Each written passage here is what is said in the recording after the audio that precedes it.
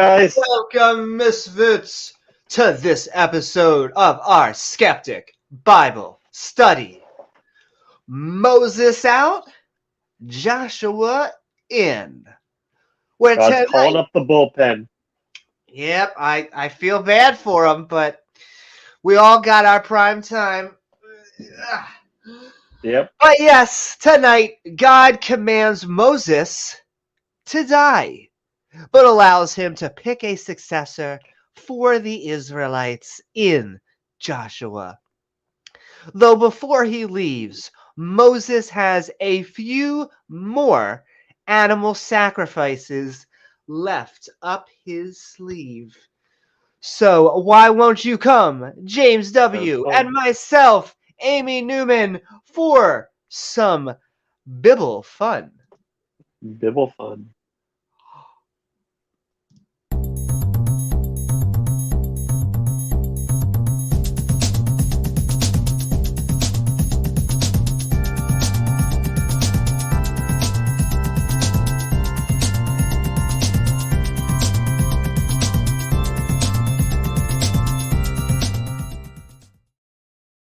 Thank you for the encouragement, Pat. That's right. Sent in much hearts to Pat. That's right. We are on time, on Newman 80 time, which, Yeah. I mean, if you think about it, what is time really? How could we prove that we didn't exist 5 seconds ago? And whew, oh, sorry, I just had to take care of the other presuppositional version of me. We got Dan, we got Iron, we got X Music, we got Pat. We got several of our misfits out there. That's right. Send in love to everybody in chat. And I want to thank you all for joining us on the Intertubes. If you have recently gotten your vaccine or booster shot, now is the time to activate your 5G chip. Boop it, boop it, boop, boop. Oh, thank you, Space Lizards. They make everything so easy. The damn drug company's making all this money off these vaccines. You gonna trust Big Pharma? Well, the problem is prices, actually, but yeah.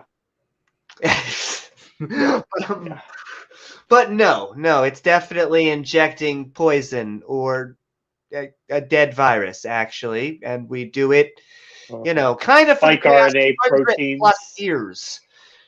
Yes, if you don't like polio, check out vaccines. They may be for you. Sponsored by George Soros and the Space Lizards.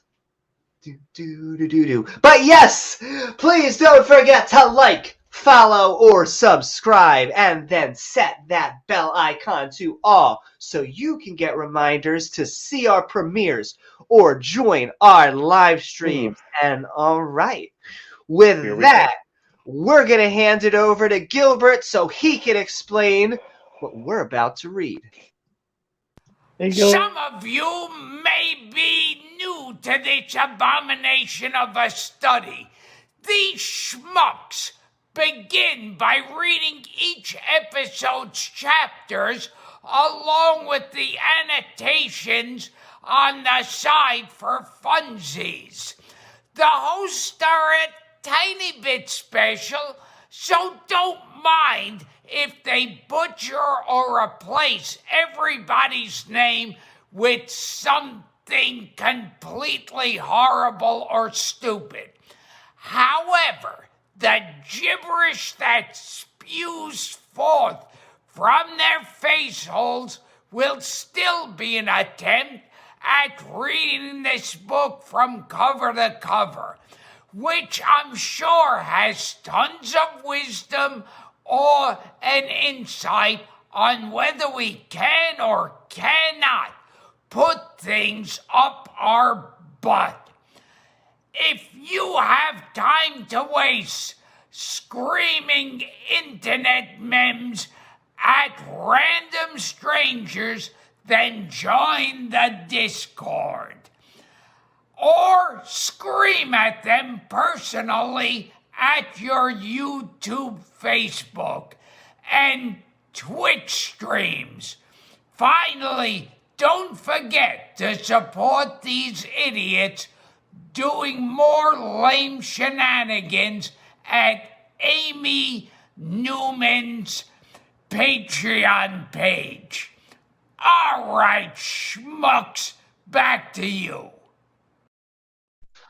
Thanks, Gilbert. Woo-hoo! Thank you so very much, Gilbert. And that's right. You can find our Patreon page at patreon.com Oh, yes.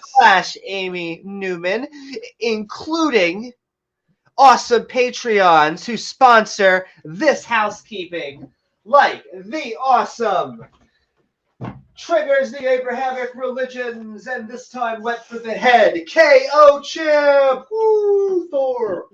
Boom, boom, ah. Thank you, K.O. Champ! Yeah, thanks a lot. Free Foley included, thank you.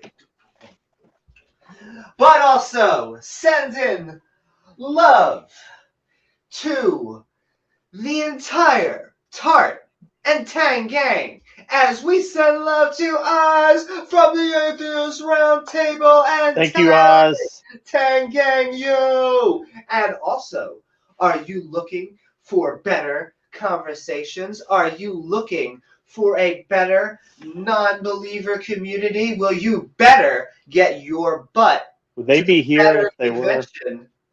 Exactly. They'd be right. At tart.live. Send in love, Tangang Yo, and also Thank you, Oz. Sending love as we level up in the skeptic community to Ian Davenport. Thank you, Ian. Boom, boom, boom. And of course, this is a natural heart that came about from natural selection. I can't imagine. I don't know, James. Does this look created to you? Well, I guess the stuffy is created. We're always going to go. But Do you think it devolved? It devolved from a higher heart? Oh, that's right. It kind of was a super heart. And then now it's just kind of, well, lovable and squishable and sending love to Ian. But yeah, I don't know. I don't really get the whole complexity argument. Argument from design, though. We did take a look at just in the episode last week where we asked ourselves, well, wait. You can say that the heart is a watch, but that would also mean that everything's a watch. So when you pick up the watch, you're picking it up among other watches, in a field of watches, in a country of watches. It's just, it sounds very watchable, but it's a little... What about a field of Sandra Bullocks? Oh my, a field of Sandra Bullocks. That's your field. Can you imagine how many miscongenialities we could get done with that many if we just started growing them naturally and feeding them what was grass-fed, I think is how a Sandra Bullock is normally. Grass-fed glittery heels. Pure Probably soy. Pure soy. Oh, okay. That's also what goes through my veins. Legally blonde. Legally blonde. But yes, sending love to Ian Davenport. And also, when we are listening to creationist claims, that's good, X music. You got it. It kind of makes us and a grumpy old cuss go, yeah. Can you go yourself? But no. It totally makes sense. 6,000 years. You definitely were able to form planets and solar systems and galaxies. And I mean, this book says so, Amy. What more do you need?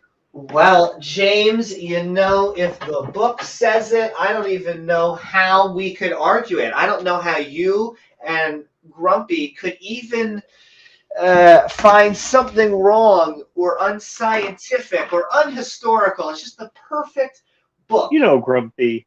He He just wants to whine and moan about everything.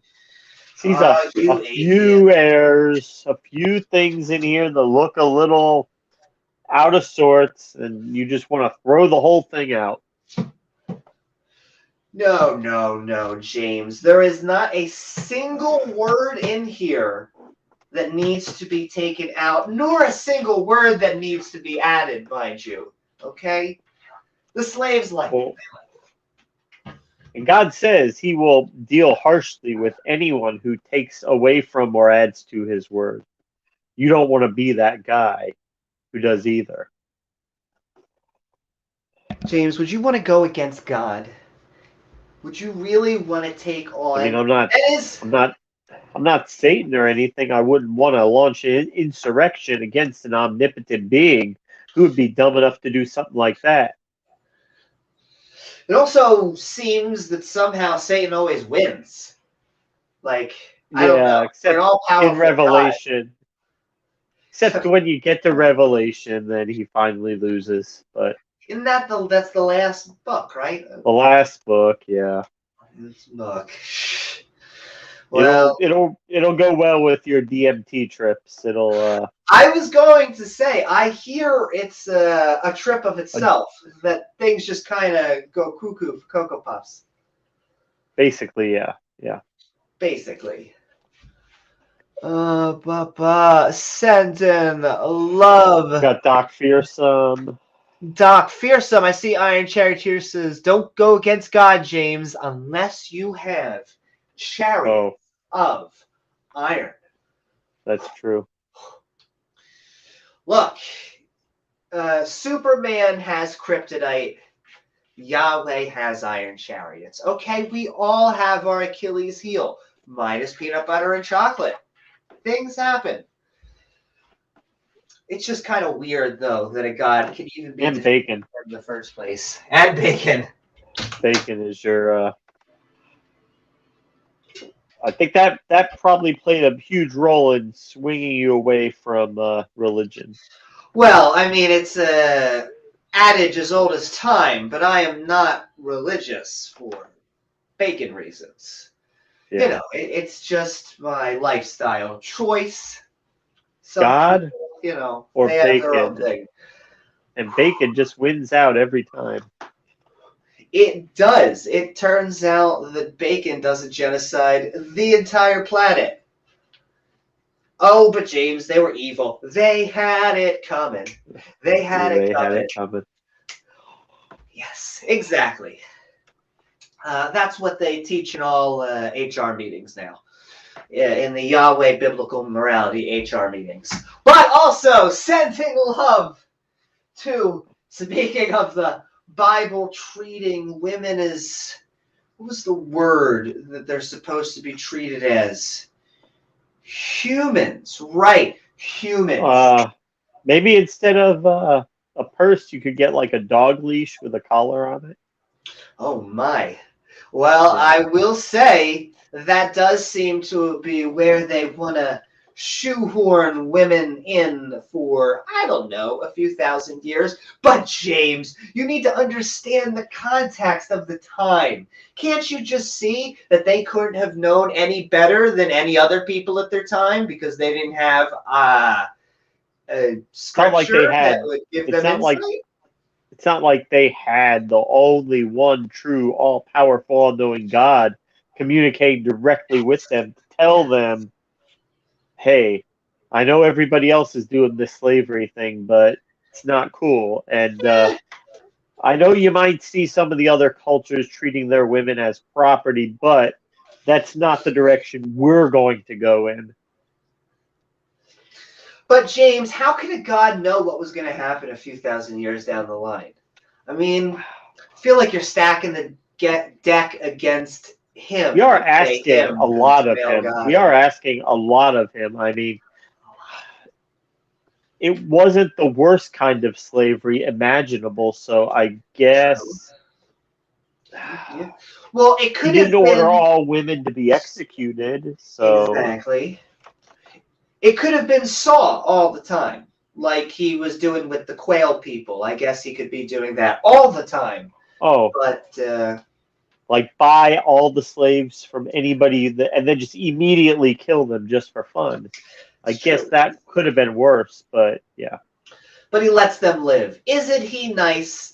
So nice. Yeah. And thank you, Diana. Thank you, Diana. Because the skeptic community actually values, no matter what gender you are, the little things in life. But sending love, Diana Smith, and also you, sending love to He's been in chat.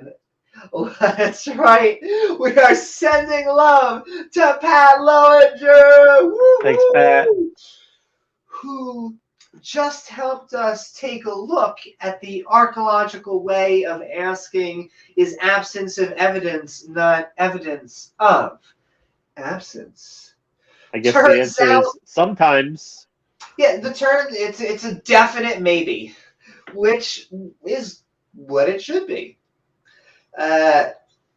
So sending love to Pat Lowinger, and thank you, Pat. Take a look at the 4 archaeologists that at 3 + 1, it's the family bonus pack. We're like Walgreens or CVS, ladies and gentlemen. 4 scientists.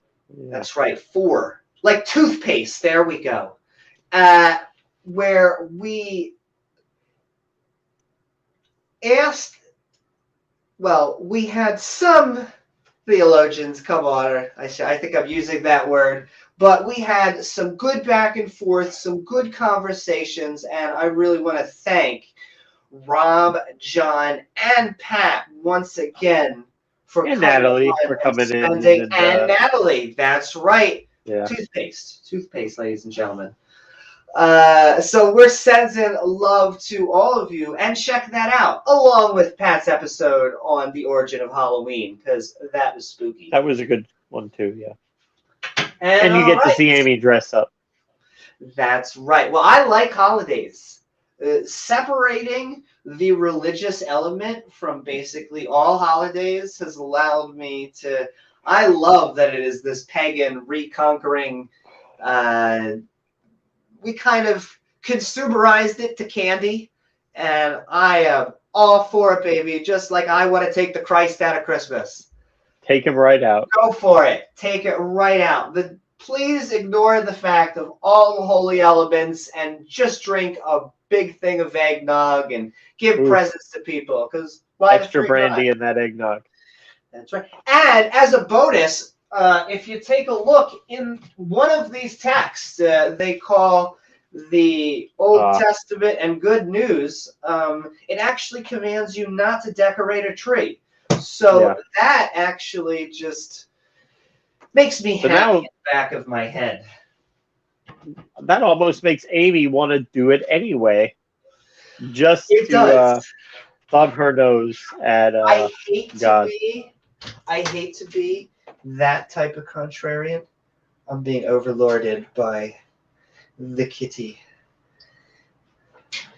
Sometimes he wants to go in, sometimes he wants to go out. But James, could you imagine another animal actually having complex thoughts? It's too silly. I can't imagine. Are you telling me? According to one of our Christians on YouTube, they can't have any thoughts because they don't have language. So that's true, because you don't have language, even though we kind of didn't have language for most of our existence. But how could we possibly? And I'll give them the benefit of the doubt of we monologue in our head so much that it's very easy, in my opinion, to confuse the narrative, the inner dialogue. The inner dialogue with thought, to say it is the whole spectrum of thoughts. But that's what we know. It's what we use almost all the time. But sure, and we actually do a mix. It's just it's hard to explain. If I were to tell you to imagine yourself taking a big bite of a juicy red apple right now, you all imagine it. And that's not, so the language was the vehicle, but the actual thought that you were possessing in your head was a visual in print, complexed of, all of your experiences that come before to you to You make can that even image of an remember the apple. taste. You can get a little bit of that taste sensation Because you without probably had other things, just like the smell of it, and yeah. just being able to bring back, especially if you had a good experience, bring it back. Now, a lot of times those memories get damaged as we replay them. That's why it's hard sometimes to trust them. But generally speaking, the narrative is not thoughts. It's a lot of our thoughts because we're humans. That tends to be our recent shtick with society. But there are people that don't have verbal thoughts at all, which I also find fascinating. Really? So, yes, and the funny thing is, when interviewed, these people were just as confused that we had verbal thoughts. In fact, one of the people paraphrasing, but was basically saying, wait, you mean the thing in movies where they do the inner dialogue? You have that? It's like, yeah, I'm doing that all the time, aren't you? And no, ladies and gentlemen, no, not everyone does it. Most or good portion of humans do, some don't, which once again goes back to the spectrum. Isn't conscious fantastic, ladies and gentlemen? And you don't need to have any paranormal, supernatural shenanigans. It's fantastic. Oh, it's fun. It is, and we all have a stake in consciousness because that's our shtick.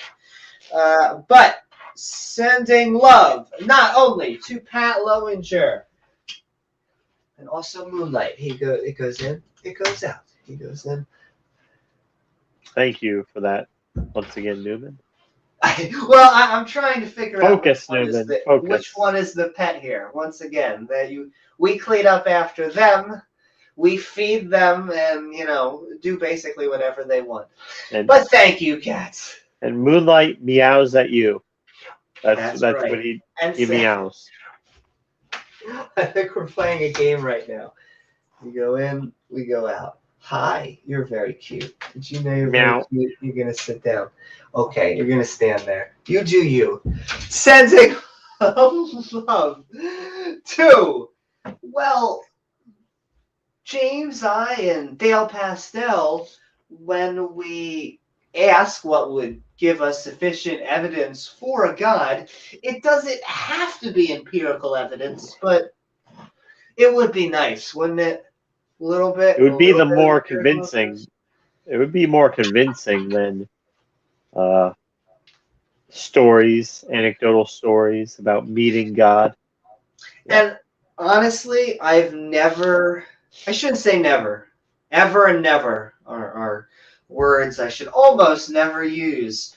But it's almost always a personal experience and a personal revelation that is unreplicatable and unconvincing, or should be unconvincing to anyone else but them. So I don't know what to do with experiences like that. It's hard.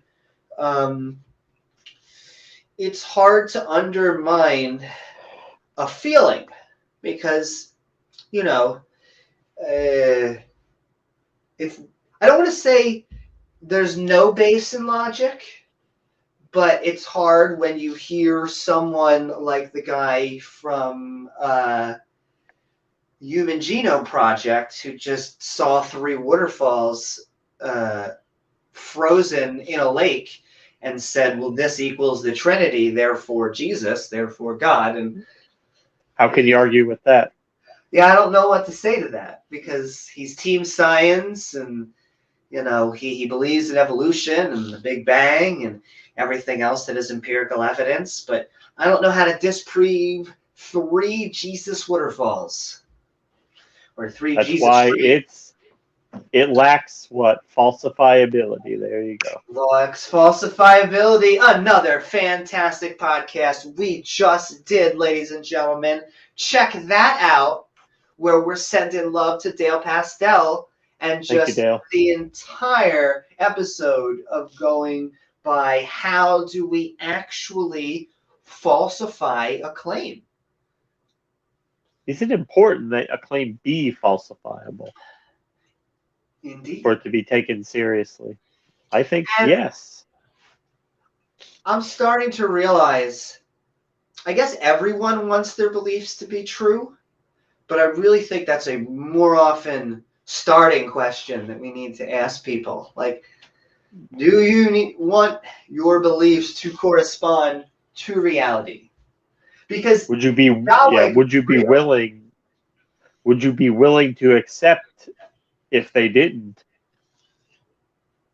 yeah, I'd be willing to accept one way or the other. I'm convinced, actually, in the opposite direction, but I could be convinced otherwise, and I would want to know if Yahweh's real in any form, any of the DLCs, the Christianities, the Islams, the Mormons, and all of that. I want to know so I could wrap my mind and talk with them and figure out what the hell's going on, because anything else, and it just feels like you're playing chess without the Joseph Smith's gonna come down and tell you, haha, it was true all along.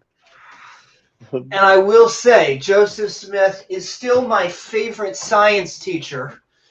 You just remember, ladies and gentlemen, you just have to take any hat, pretend this is a very big hat, and then you just have to get your fantastic seer stone. This is actually Grandpa, or what the creationists believe that we came from, which is rocks. I think somehow rock soup. So this is what the creationists think that atheists believe. Rains on the rocks, from. Yeah. Exactly. Rains on the rocks. Turns into soup.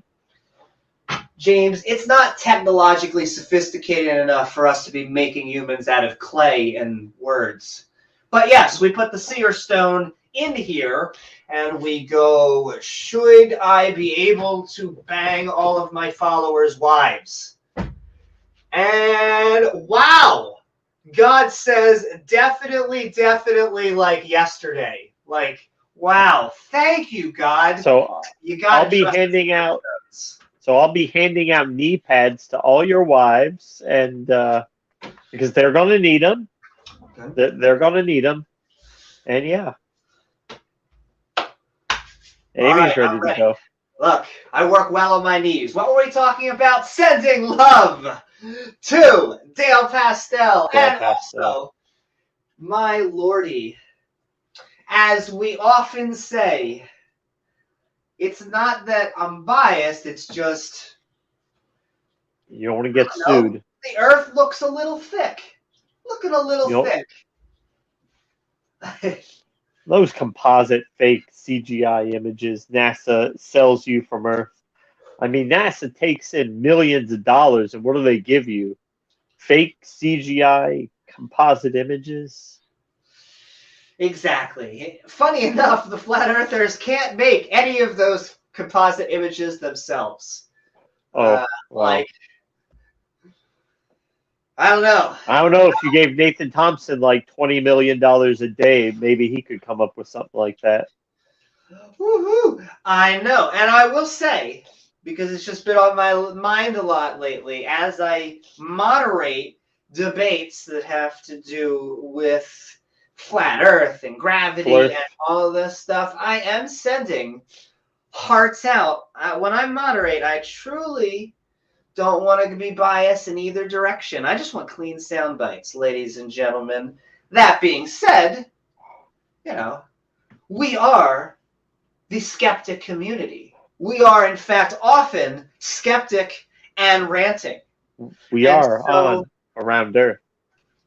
We just are on Around Earth. I don't know. And I don't get it, not even from a scientific level. I just don't get it from, once again, an emotional, intuitive level, because I do not understand what the long game is of pretending that the earth would be round. Like, that is what does it for me. I don't understand how everyone's working together to conspire to keep it round, to keep gravity, big gravity. I don't know. Neither does They're David all they Garth. are all working together. I mean, kind of like that chapter in the Bible where everybody was working together, nobody was killing each other. They were all building that tower, and God freaked the fuck out. And it's like, what the fuck? They're And not killing each other. They're not fighting amongst each other. What are we gonna do now? apparently destroy the tower and And separate all change of them everybody's and change the languages. language. Yeah, Which is but everybody does come together just to for the Earth thing, the round Earth. but Everything else this we is fight the thing. about. Like, we have to deal with creationism and just them talking about genes and all this stuff. And then when we actually go towards any of these types of subjects, like, I don't know, how do you prove that a rib woman or trying to Talking think, snake with legs. how do you give me the mechanism for transferring all those languages? Are you really telling me that's scientific? That he slapped humans and their languages just and it changed? He just beamed it into their head, reconfigured their brains to speak a different language. But then we have to defend abiogenesis. We have to defend the absolute, where the PhDs are now working to try and recreate. But in the other side, it's like, once again, Red Woman. They get to invoke magic, and we have to actually.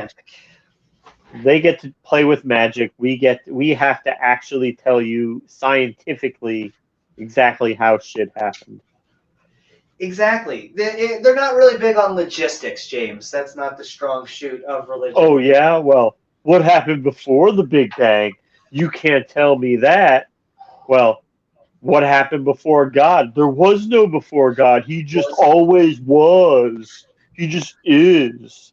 Yeah. They also use the more, once again, this is the second time I will rag on, but I've been listening to a bunch of presuppositional apologetics, and I would really like them to, I don't know, I would like one to come on and defend the Bible. I would like one to defend logic, because I just don't understand the multiple terms that you use that aren't scientific, like the ultimate.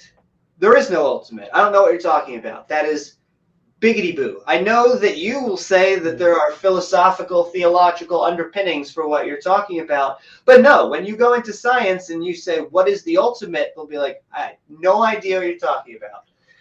But good luck. Yeah. Do. More Dave. Thank you. That's right. Thank you, Dave Gar.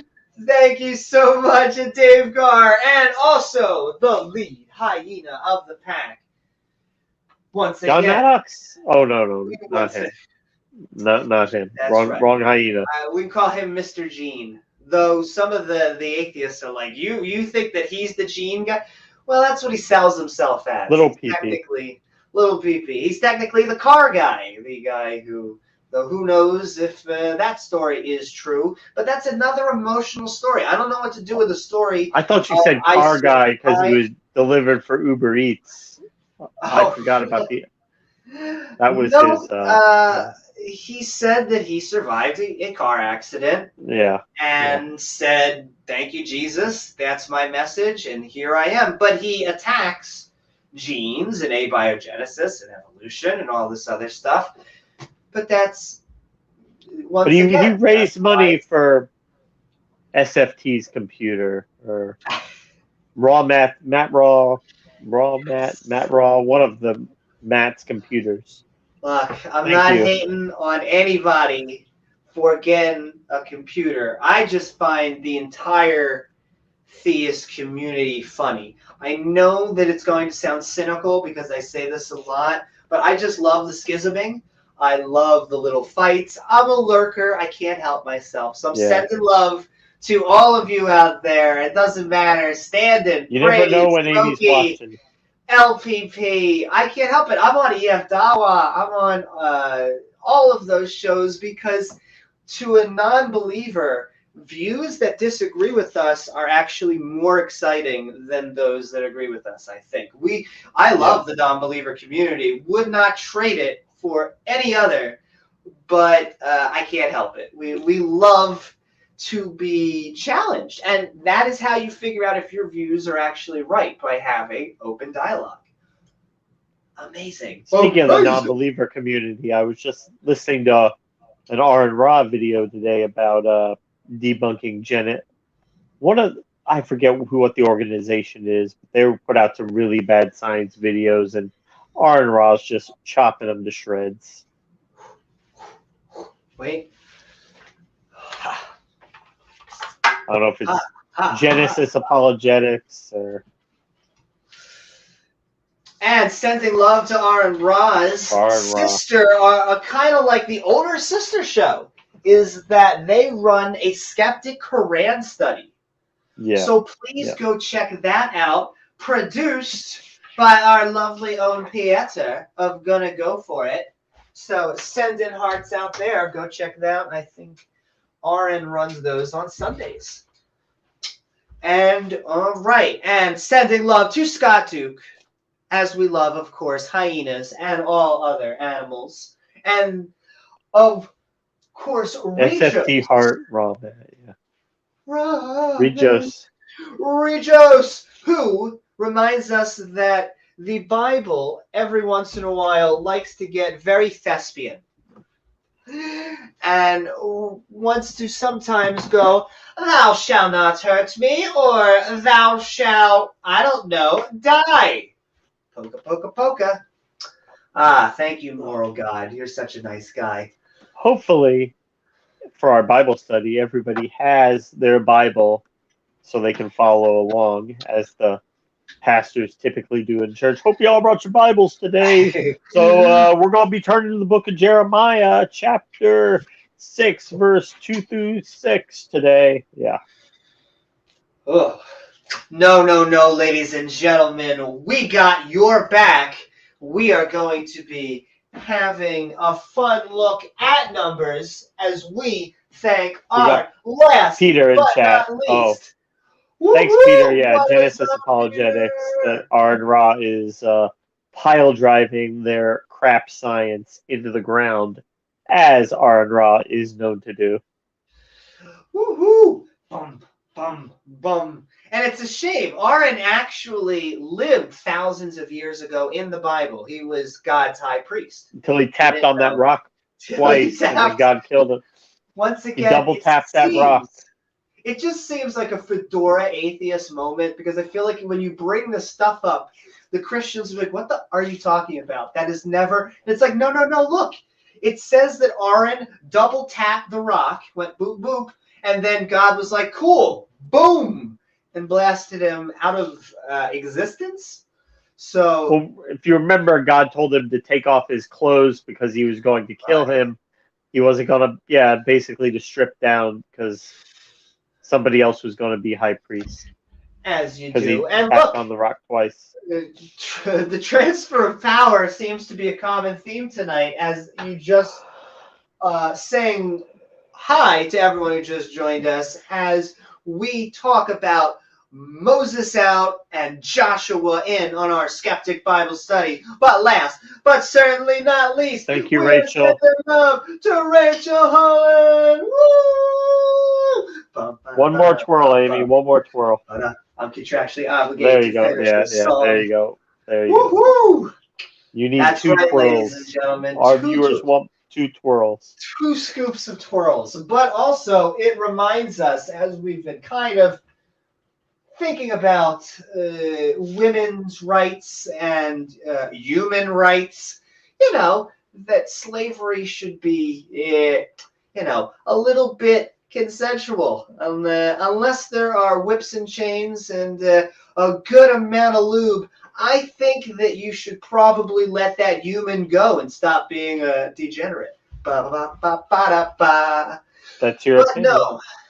But James, did you know that we didn't go for war over slavery? In fact, it was the Christian apologists that wanted slavery to be abolished. And I can't think of any good reason why the South left. I don't know. It must have been something about. I mean, clearly they couldn't have been pointing to the numerous pro-slavery verses in this book and saying that, well, if God is okay with it, why do you guys have a problem with it? God says it's okay. What are you guys getting all butthurt about it for? But James, are you really saying that the slavery in the Bible is like the transatlantic slave trade? Oh, that can't be. That can't be. Not exactly, but the concept of person owning person is clearly a valid concept, even if the details, schmeetails. Picky, schmeetails. And you would think a God could have gotten that one right. You would have thought that'd be an easy one that Open book test. Look at thousands of years later and be like, wow, how did they know? How could this be such a moral guide that has stood the test of time? And yet it doesn't. Womp womp. Womp womp womp. Categories, you say? That's right, baby. But yes, as I do the kitty juggle. All right. During our Skeptic Bible studies, we try to greet everyone on screen. However, if you want your specific thoughts, questions, or one-liners read out loud, help us find your comment by tagging James or myself in chat at Amy Newman.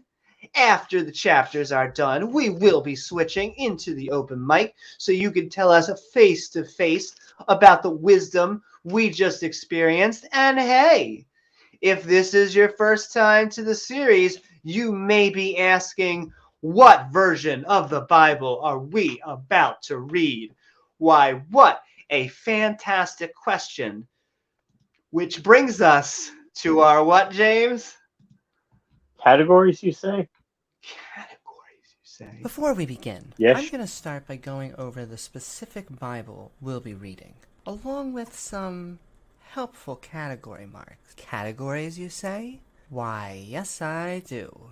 You see, we're going to be reading from the Skeptic's Annotated Bible, an entire King James Bible lovingly fawned over by a skeptic who decided he would add his own notations. These are little flagpoles of sanity put in use to remind us that, hey, maybe slavery is evil, including categories like absurdity, injustice, and cruelty, but also a good amount of intolerance, contradictions, and conflicts with science or history.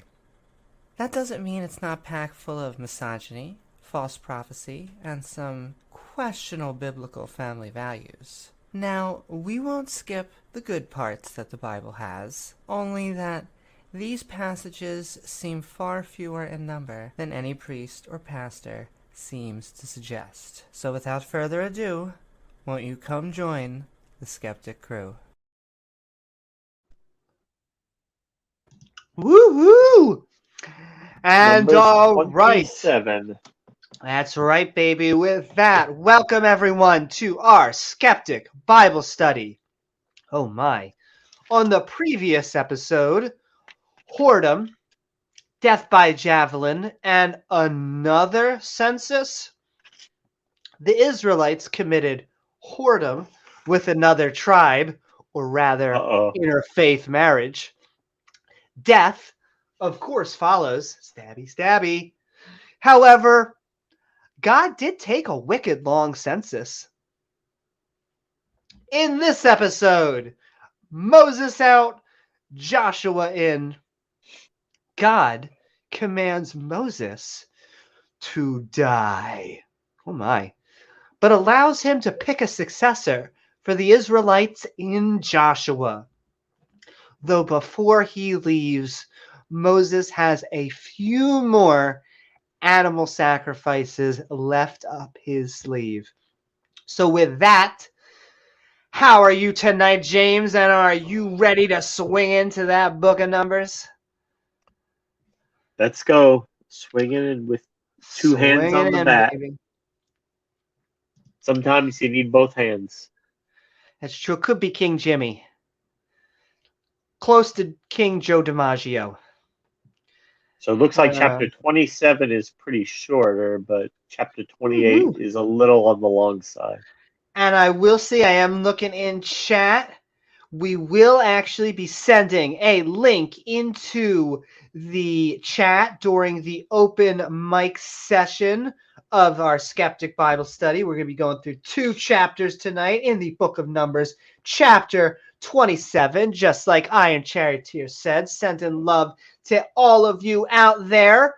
And all right, let the games begin.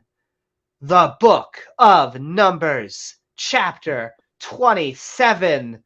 The daughters of Zelophehad. Someone got head.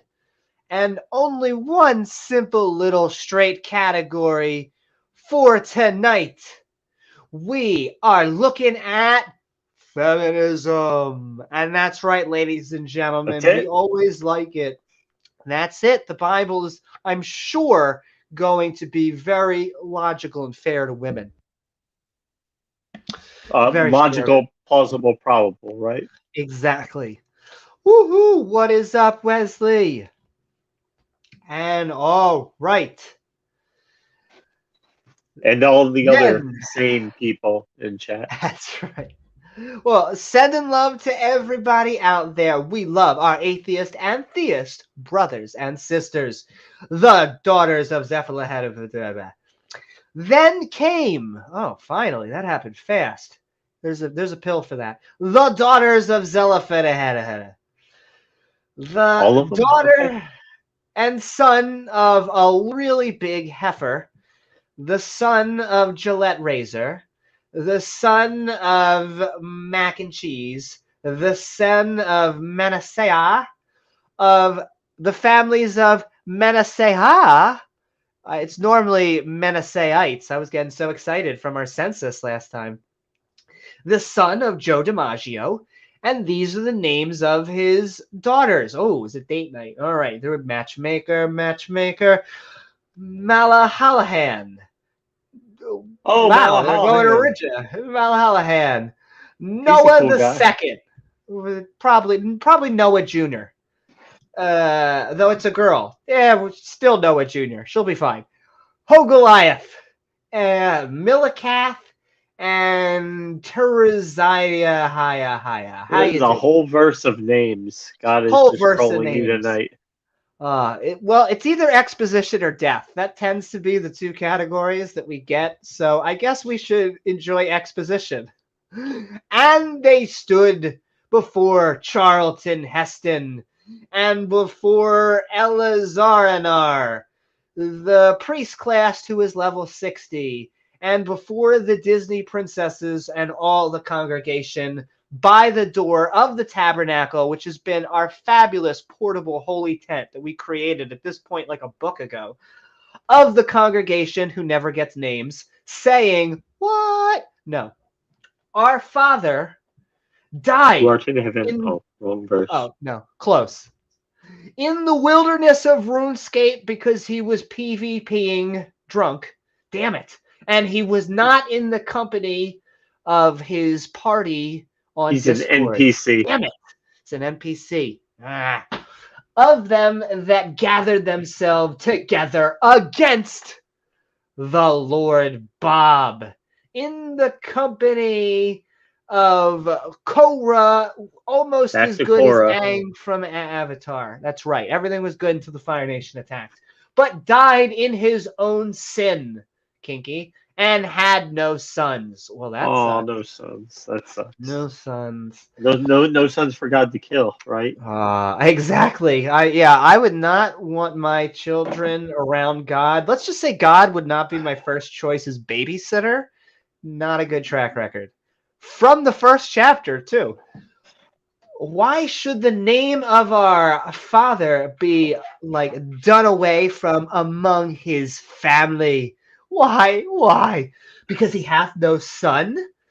Well, I'm going to need you to give us a possession among the brethren of all of our fathers. It's going to be super hot. What did we just read? The daughters of Zelophehad stood in front of Moses, Eleazar, and the princes of the congregation and said, "Our father died, but he had no sons." Wait, our father died, but he had... Oh, yeah. Once All again, his daughters. gotcha. It's the just having women problem. Got you, humans. He was like Why? Henry VIII. He kept having daughters. Damn it. Why should his name die because he didn't have any sons? I know. What a shame. And Charlton Heston brought their cause before the Lord Bob because apparently you were physically able to go in front of God at this point in history. Hey, God! You know you haven't given this guy any sons. You remember that part, Bob? God? Oh shit! I forgot about that. I forgot about that. Why have you cursed me with healthy daughters? No, makes total sense. But then they'll say, well, James, well, Amy, you just have to understand the context of the time.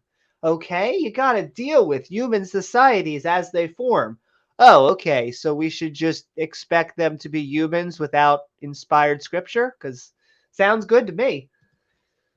And the Lord Bob spat all over onto Charlton Heston. It was really hot, saying, "The daughters of Zelophehad speak right, and then left, and then right and left.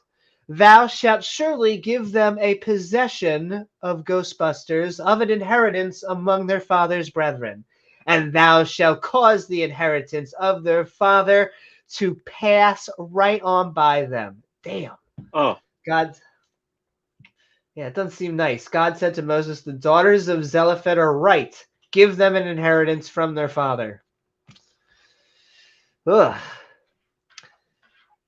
That's right. You just got to understand the context. Okay? You silly atheists are reading it literally, and you can't read the Bible literally. As a fundamentalist, you need to understand the context. No, really, it makes sense. Trust me. But of course, you can use the dates in the Bible to literally date the creation of the earth. So it is literally true in all its details. We have Usher's chronology, which, I mean, that's pure science right there. You just have a guy counting numbers in the book. Makes total sense. Right. Hey. And thou shalt speak unto the children of corn of Israel Shmishmael, saying, if a man die and he doesn't have a son, then ye shall cause inheritance to pass unto his daughter. Oh, cool. And if he have no daughter, I like how the next chain of paragraphs, it's just please, let's find a penis. Can we just get rid of all of this uterus crap so we could give it's like Smokey Saint, searching for that. And if he have no daughter, I know, we get it. You're really into dudes. Then ye shall give his inheritance unto his brethren. And if he doesn't have a brethren, I don't know. Does he have a cousin or something? And if no brethren, then ye shall give his inheritance unto his father's brethren. Please give us a penis. And if his father have no brethren, if we are totally stuck with just breasts as eyes the world can see, then ye shall give his inheritance unto his kinsman. It doesn't say woman, ladies and gentlemen. Hint, hint, hint, hint, nudge. That is next to him of his family, and he shall possess it. Ah, that's right, baby. And he shall be onto the children of corn of Israel Shmishmael, a statue not unlike the ones in Doctor Who of judgment. Boom, boom, boom, boom. As the Lord Bob commanded, our main man, the guy who's been with us, I think, the most of any other character, Charlton Since Heston. Exodus, yeah. He's been playing the long game. Iron says, lots of daughters. Loved a lot. That's right. Lot seems to have a different story. And keep on sending your questions, comments, and one-liners in at Amy Newman so James and I can help show them on screen. And all right, we are getting through Numbers chapter 27. There's just packed filled with wisdom. It's hard to really just absorb it all. Keep packing it in, Amy. James, I just keep on trying to pack it as much as I can. I like to think it's my my day job. Holiday fudge. Holiday fudge. I sometimes like to think that I'm a master debater because sometimes I debate in the morning, sometimes I debate in the evening, and I don't know, if I'm feeling frisky, I debate in the shower. Anyway, send a love to everyone on the Innersphere. When you said masturbate, I thought you meant debating during Catholic church services. Yes, Catholic that Mass, was the other one. That's true. Masturbate. Try to distract the priest from the kids, you know. Well, I don't think us or the police can do that, but we sure can, James. We can we'll try. And if his father, okay, we read that. So yeah, basically, you need to be the big Find D. a dick. You gotta, because who else are you gonna give your shit to when they die or when you die? Somebody without a dick. I mean, why would you do that? James, that would be like basically giving your possessions to cattle. Would you do that? Come on. And we are moving along. I mean, maybe if the cattle if it was a bull, if it had a dick. That's true. Then maybe we're talking. But maybe you wouldn't give it to a cow. Yeah, exactly. James, why would you do something like it? It's got to come through you give it to the male peacock. You give it to the bull. It's got to have. And I heard Jared Tier says, that's right. We need to extract the wisdom of the Bible with context, okay? You can't really understand what's going on without the context because it would just look evil and stupid if you just read it on the page. Yo, what is up, Odd Primate? Hey, and what is shout up, out to Twitch. Woo-hoo. Bullocks, right. yes. Thank you, Iron. The whole field of bullocks. An entire field of Sandra Bullocks, which, you know, they're like herding cats, but once you get the job done, they really shine. They just walk down that alleyway, gun, heels, and all. But yes, as we come to the main theme of the night, because everything else was basically the Bible being the Bible. But Charlton Heston being taken off of, they're taking out Tom Brady, James. This is like the Patriots cutting Tom Brady. Yeah. We've had fun times. But yes, Joshua replaces Moses, our main man, Charlton Heston, as leader of the Israelites, Shmishmalites, with just, of course, a yummy, I think it looks like 2 categories, I think.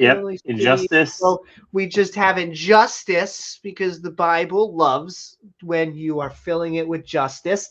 And, of course, when everyone thinks of the Bible, they just think of a good old time, just lots of laughs. It's like a correlation. You remember being in church and just laughing it up with your priest and pastor. Good times.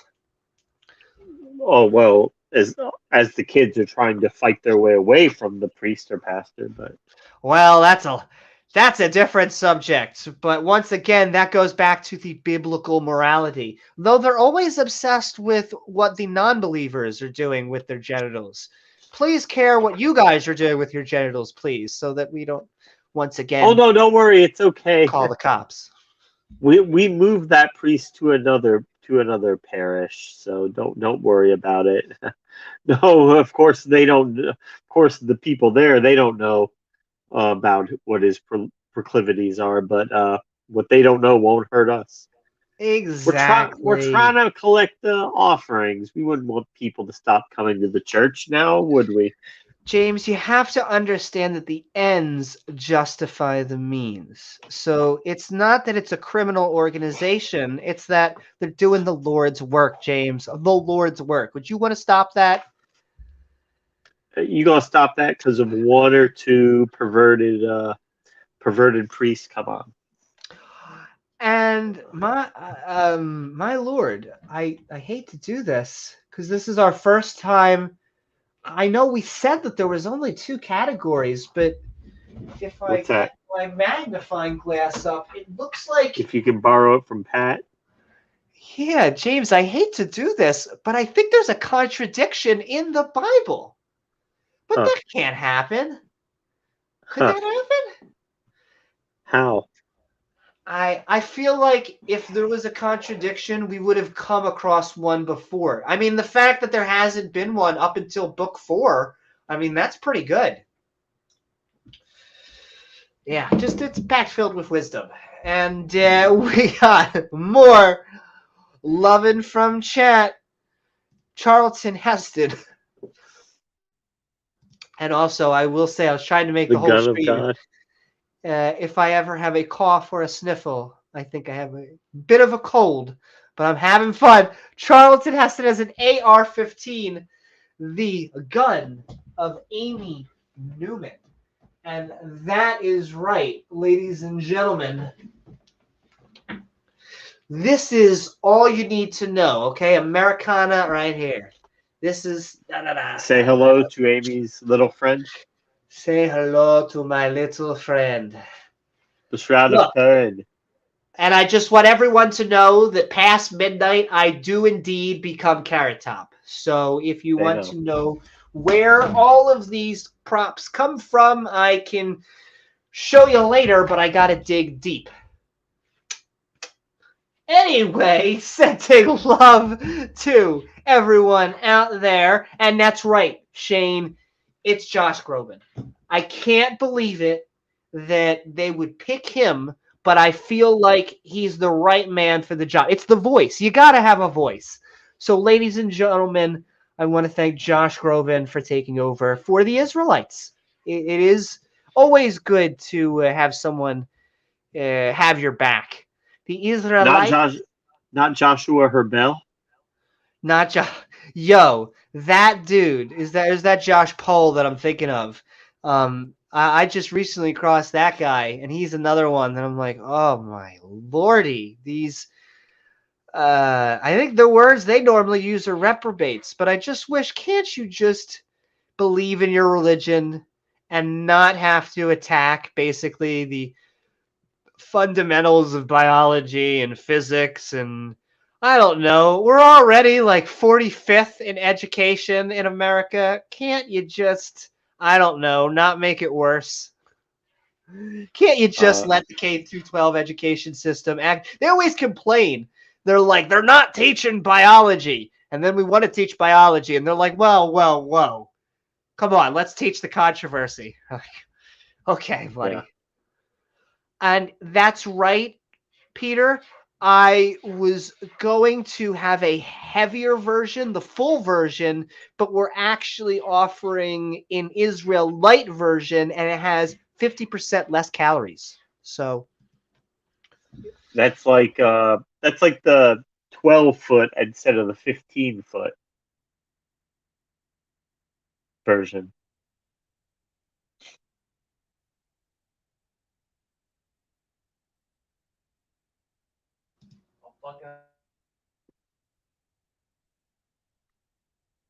Can you hear us, Amy?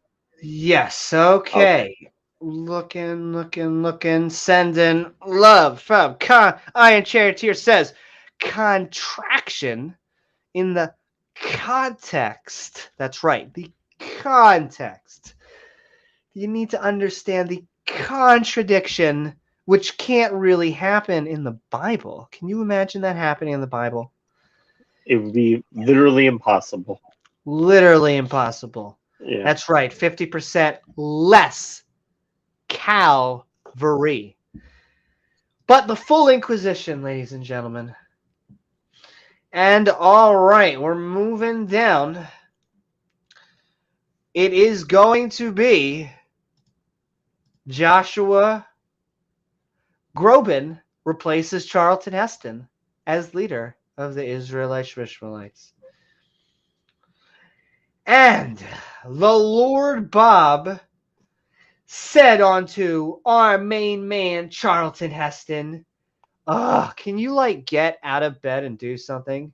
Okay, fine. Get thee up into this Mount Abrahamatam. I like a good slice of ham. And see the land which don't we all? And see the land which I have given unto the children of Israel, Shmishmael of corn. I do. And when thou hast seen it, oh good, we're getting thespian, thou also shalt be gathered unto thy people, as Aaron Ra, thy brother, was kind of, I don't know, shot into space. But you could call it gathered.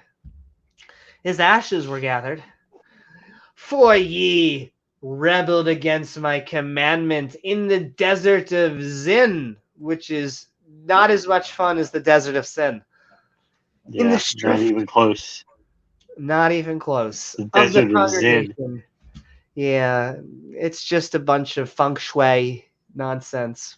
Totally not. Sounds like the deadly desert from the Wizard of Oz. Ooh. Yeah.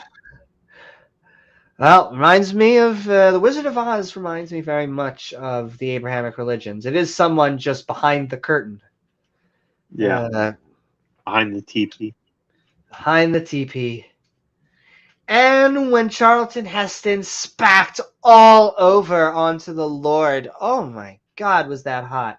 Our Lord Bob saying, "Let the Lord Bob, the goddess of the 100% alcohol of all flesh, set a man over the congregation." Ooh, I saw this one on Pornhub. Set him all over. You were in that one on Pornhub. I was in that one, I think. Which may go out before them, and which may go in before them, and then go out and in one more time. Oh my. And which may lead them out, and which may bring them in. Woo! This is getting hot. I've seen this one. A lot of in and out. Whew. It's a lot of in and out. Maybe they're doing In-N-Out Burger. That the congregation, who we never meet, of the Lord Bob, be not as sheeple, which have no shepherd. And if you're not a sheep, you don't need a shepherd. Common reminder. So what were we just saying? What was all that? God said to Moses, "Climb up Mount Abraham and see the land I have given to the Israelites. When you see it, you will die like Aaron died." There you go, ladies and gentlemen. God of love. God of love. Because you rebelled against my commandment in the desert of Zin. Man, I'm going to be honest with you. Moses he was like the teacher's pet. I really don't understand this guy at all. What did he do? Sneeze? Okay. Moses said to God, "Let the God of all the spirits of all flesh select a man to lead the congregation." Cool. Which may go. Oh, we went in and out. Okay. In and out. It got hot once again. Got spicy. And the Lord Bob said unto Charlton Heston, "Take thee, Joshua Groban, the son of a flying nun, a man whom is the 100% spirit alcohol, and lay thy hand on his thigh, basically, and set him before Elzanarnanar, the level 60 priest who's specializing in bubbles, and before all the congregation, who we never meet, and give him a Dodge Charger in their sight. And thou shalt put some thine honor up above and on him, that all the congregation of the children of corn, of Ishmael Shmishmael, may be Oh, that's my obedient. favorite one. It's my favorite. Favorite And congregation. Israel Smith, always of the Israel best. Shmishmael. They're the best, the chosen congregation. And he shall stand, and then sit, and then stand again before Elzar, the priest class who specialized in bubbles, who shall ask counsel of him after they get a paladin to set judgment of Urim before the Lord Bob. He did. At his word shall they go out and in. Oh my, out and in. At his word they shall come in. Oh yeah. Both he and all the children of Israel Shmishmael with him, even all that sexy congregation. Even all? Even all. all. Wow. The The Bible's they're just going overboard here. Just packed filled with wisdom. Shane says he drank all the Zinfandel, and that's why it's a desert now. You know, you drink it all, and then you kind of wake up pantsless in the desert. It does happen. It does happen, ladies and gentlemen, especially when you're the creator of the universe and his prophets, apparently. Yeah, gotta get a 50 cents. Yeah, we need to up ourselves in a lot of different.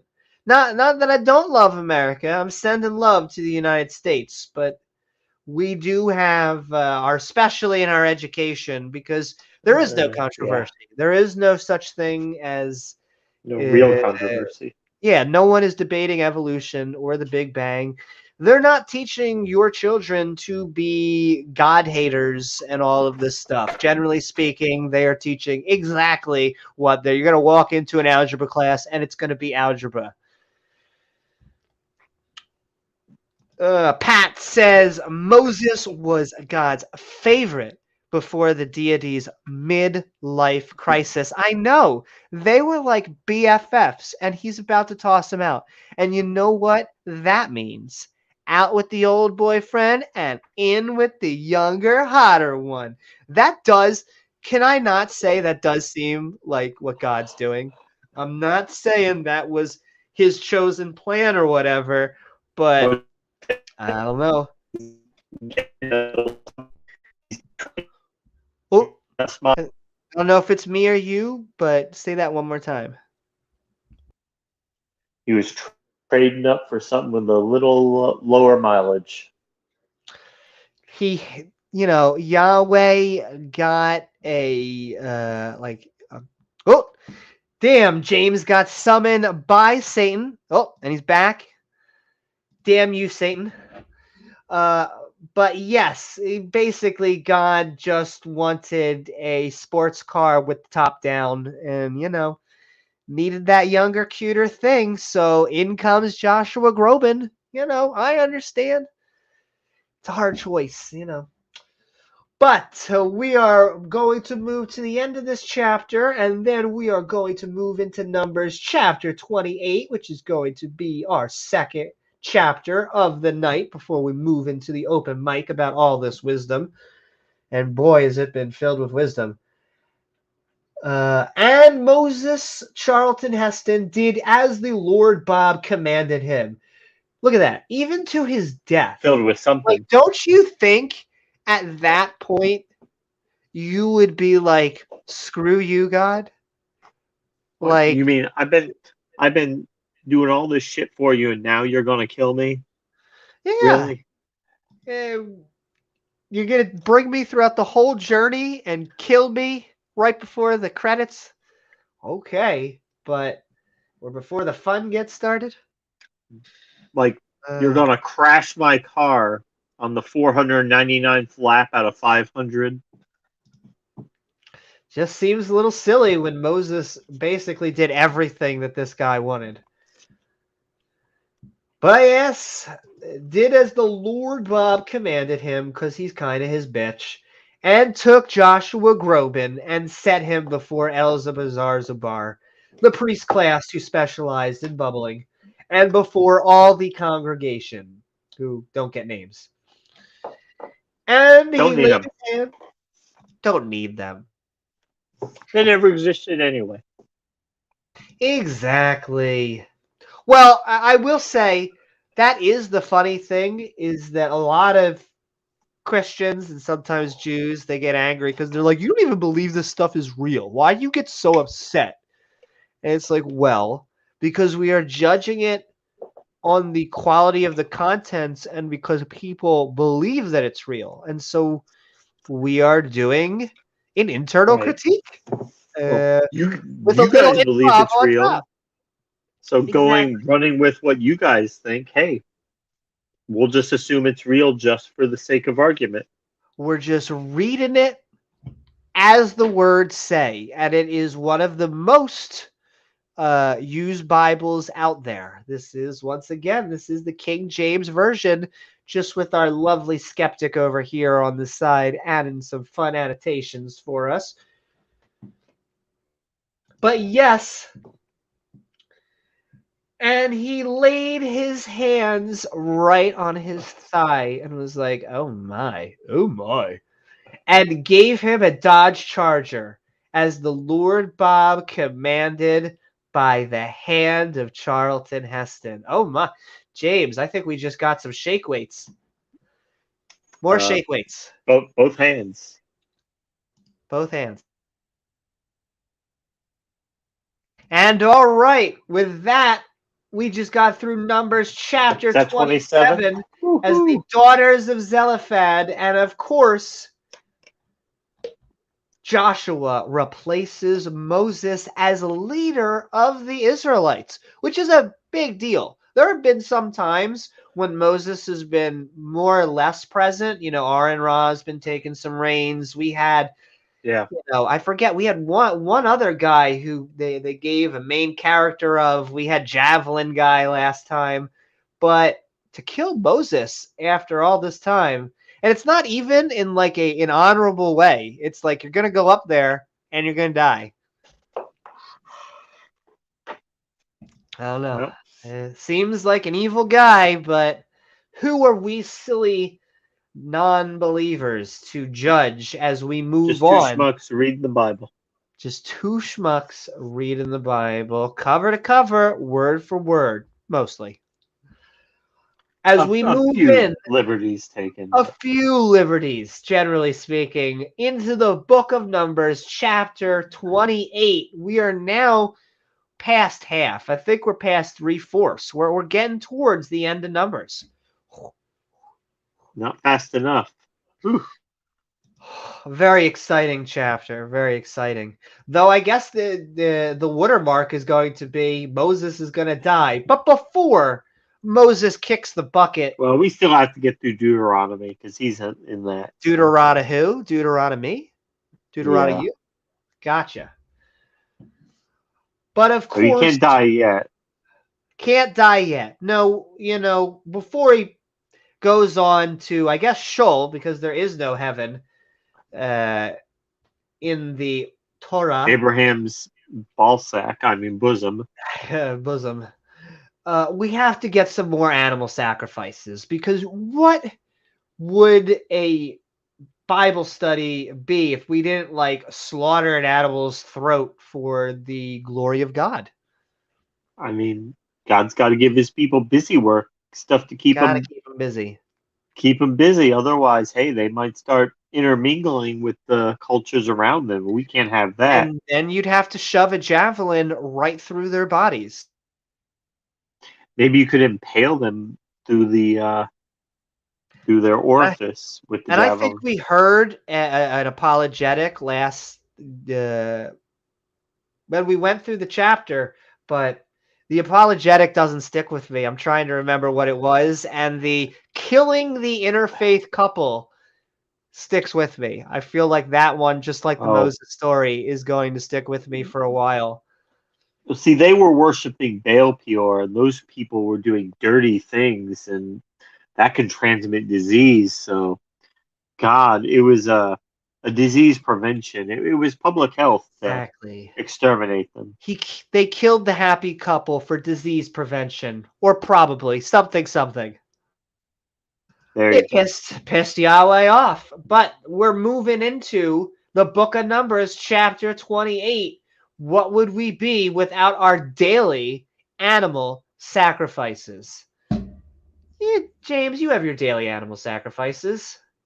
We should. I call mine bacon. I don't know if that's what they're talking about, though. Probably not.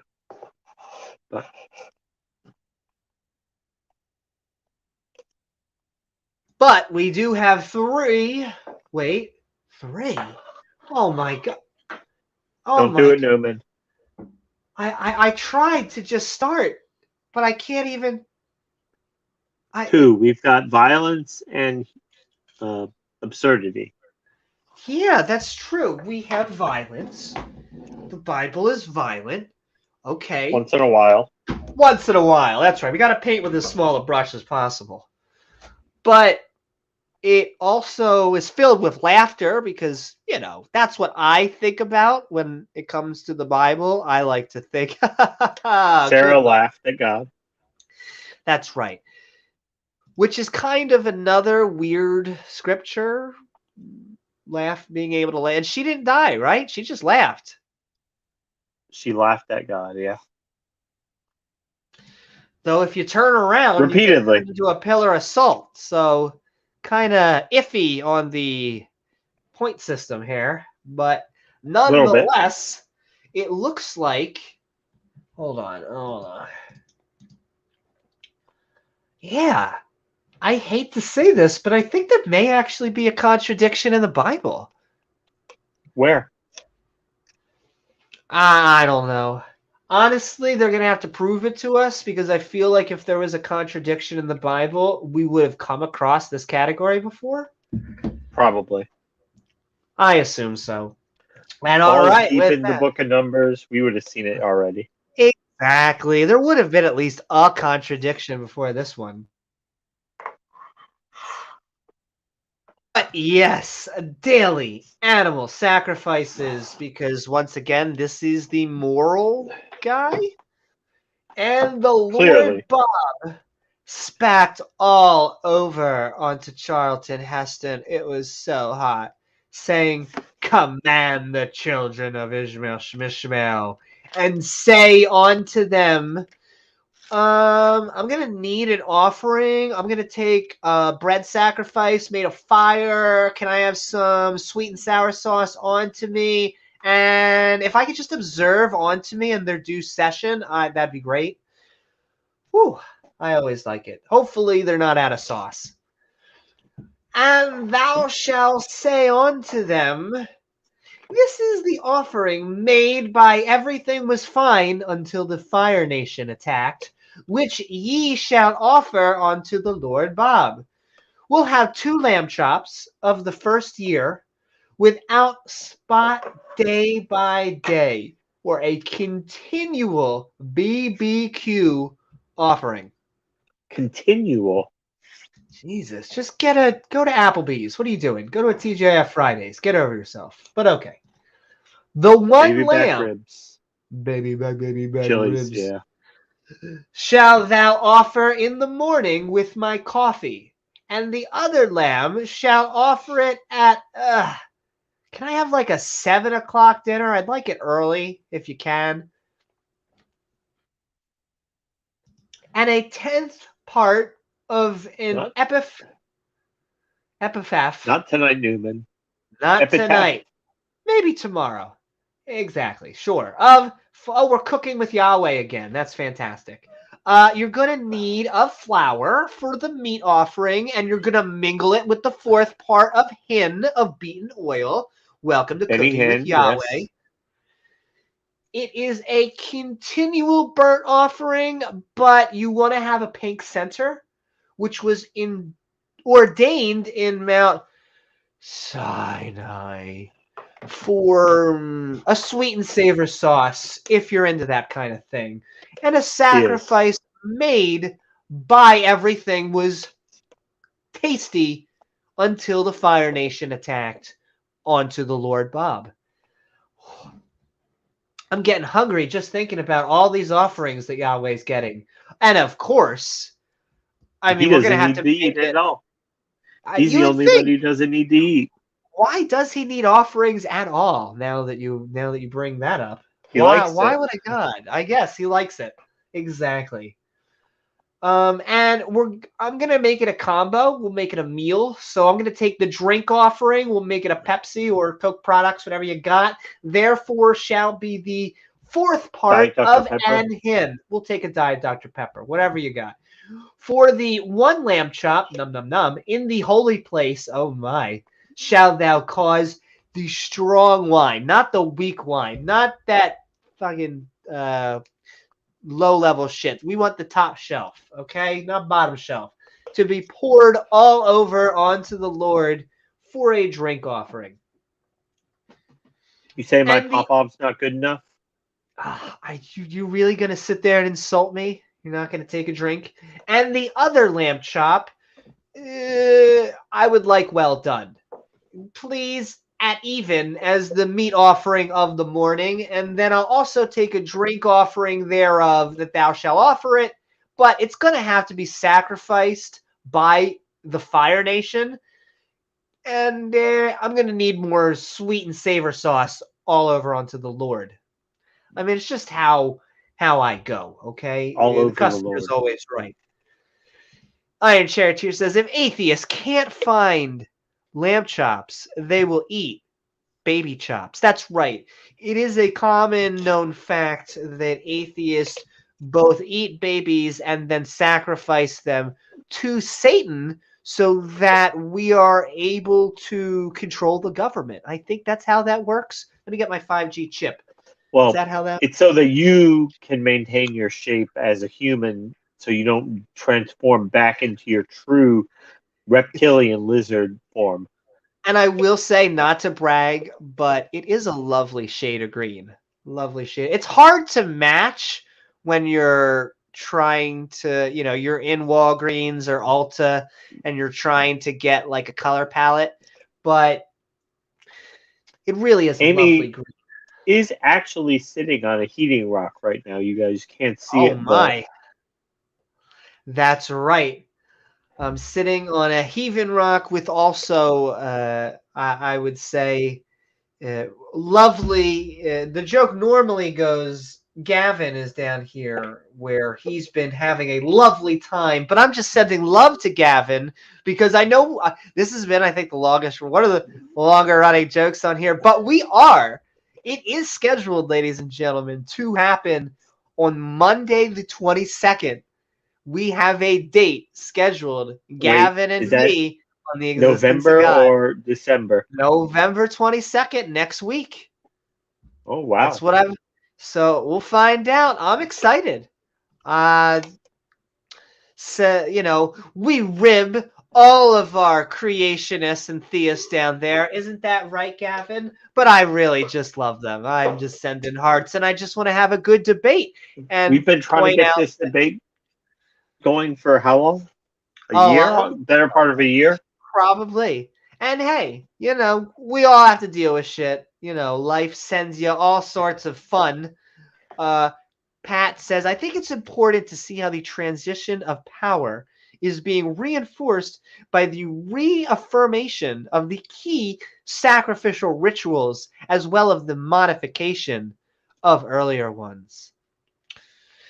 Yeah. Like the sacrifices Amy saw at Halmaris, right? Amy? Oh my. Halmaris.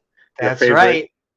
Your favorite Hail place? Maris. Got it. Halmaris. I think now it's Ham Harris, something like that. Brandis University. Brandis. The funny thing is because of how my brain works, I don't even know how Lester is spelled, I just actually write it like Uncle Lester, and I just literally wrote Bran Dice, and then just makes a smooth transition in my brain. And I just like to also say the words transition as often as I can. And speaking of transitioning into, gotta go for it. If atheists first eat babies and then offer them to Satan, Satan is getting a shit offering. I know, listen, the logistics have never been great. I never really understood why we were working for Satan to begin with. I think that would make Satan God's lackey, but they never really explained that part. But yeah, it'd be a shitty off. You goddamn atheists, you ruin everything. We do. And It's our goal. it's our goal. Have the debate open a tab for 4 days now. I'ma be there. Hells yeah, that's right. Send in love. I'm ready for it. I love all of my theist brothers and sisters, and I love a good back and forth because I really, really enjoy counter apologetics. So, speaking of apologetics, back to the sacrifices, but also keep on sending those comments, thought bubbles, and one-liners boy. to James and myself Do it. at Amy Newman. But we are in Numbers chapter 28, Sabbath sacrifices. Yep. Just violence and absurdity. Nice little sandwich there in the middle. James, sometimes you just need to give a little violence. Just say good night to your opponent and then laugh about it. Which is, once again, when I think of the Bible, my first thought is just how heart-pounding, exciting, and funny it is. Isn't that what you thought about it in Sunday school, James? Precisely. Yeah.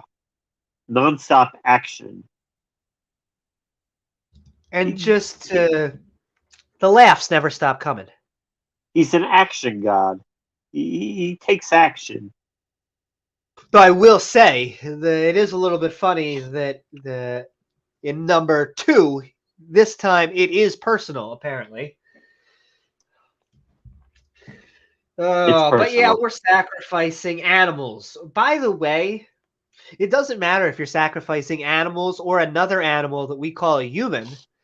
That's not how reality works.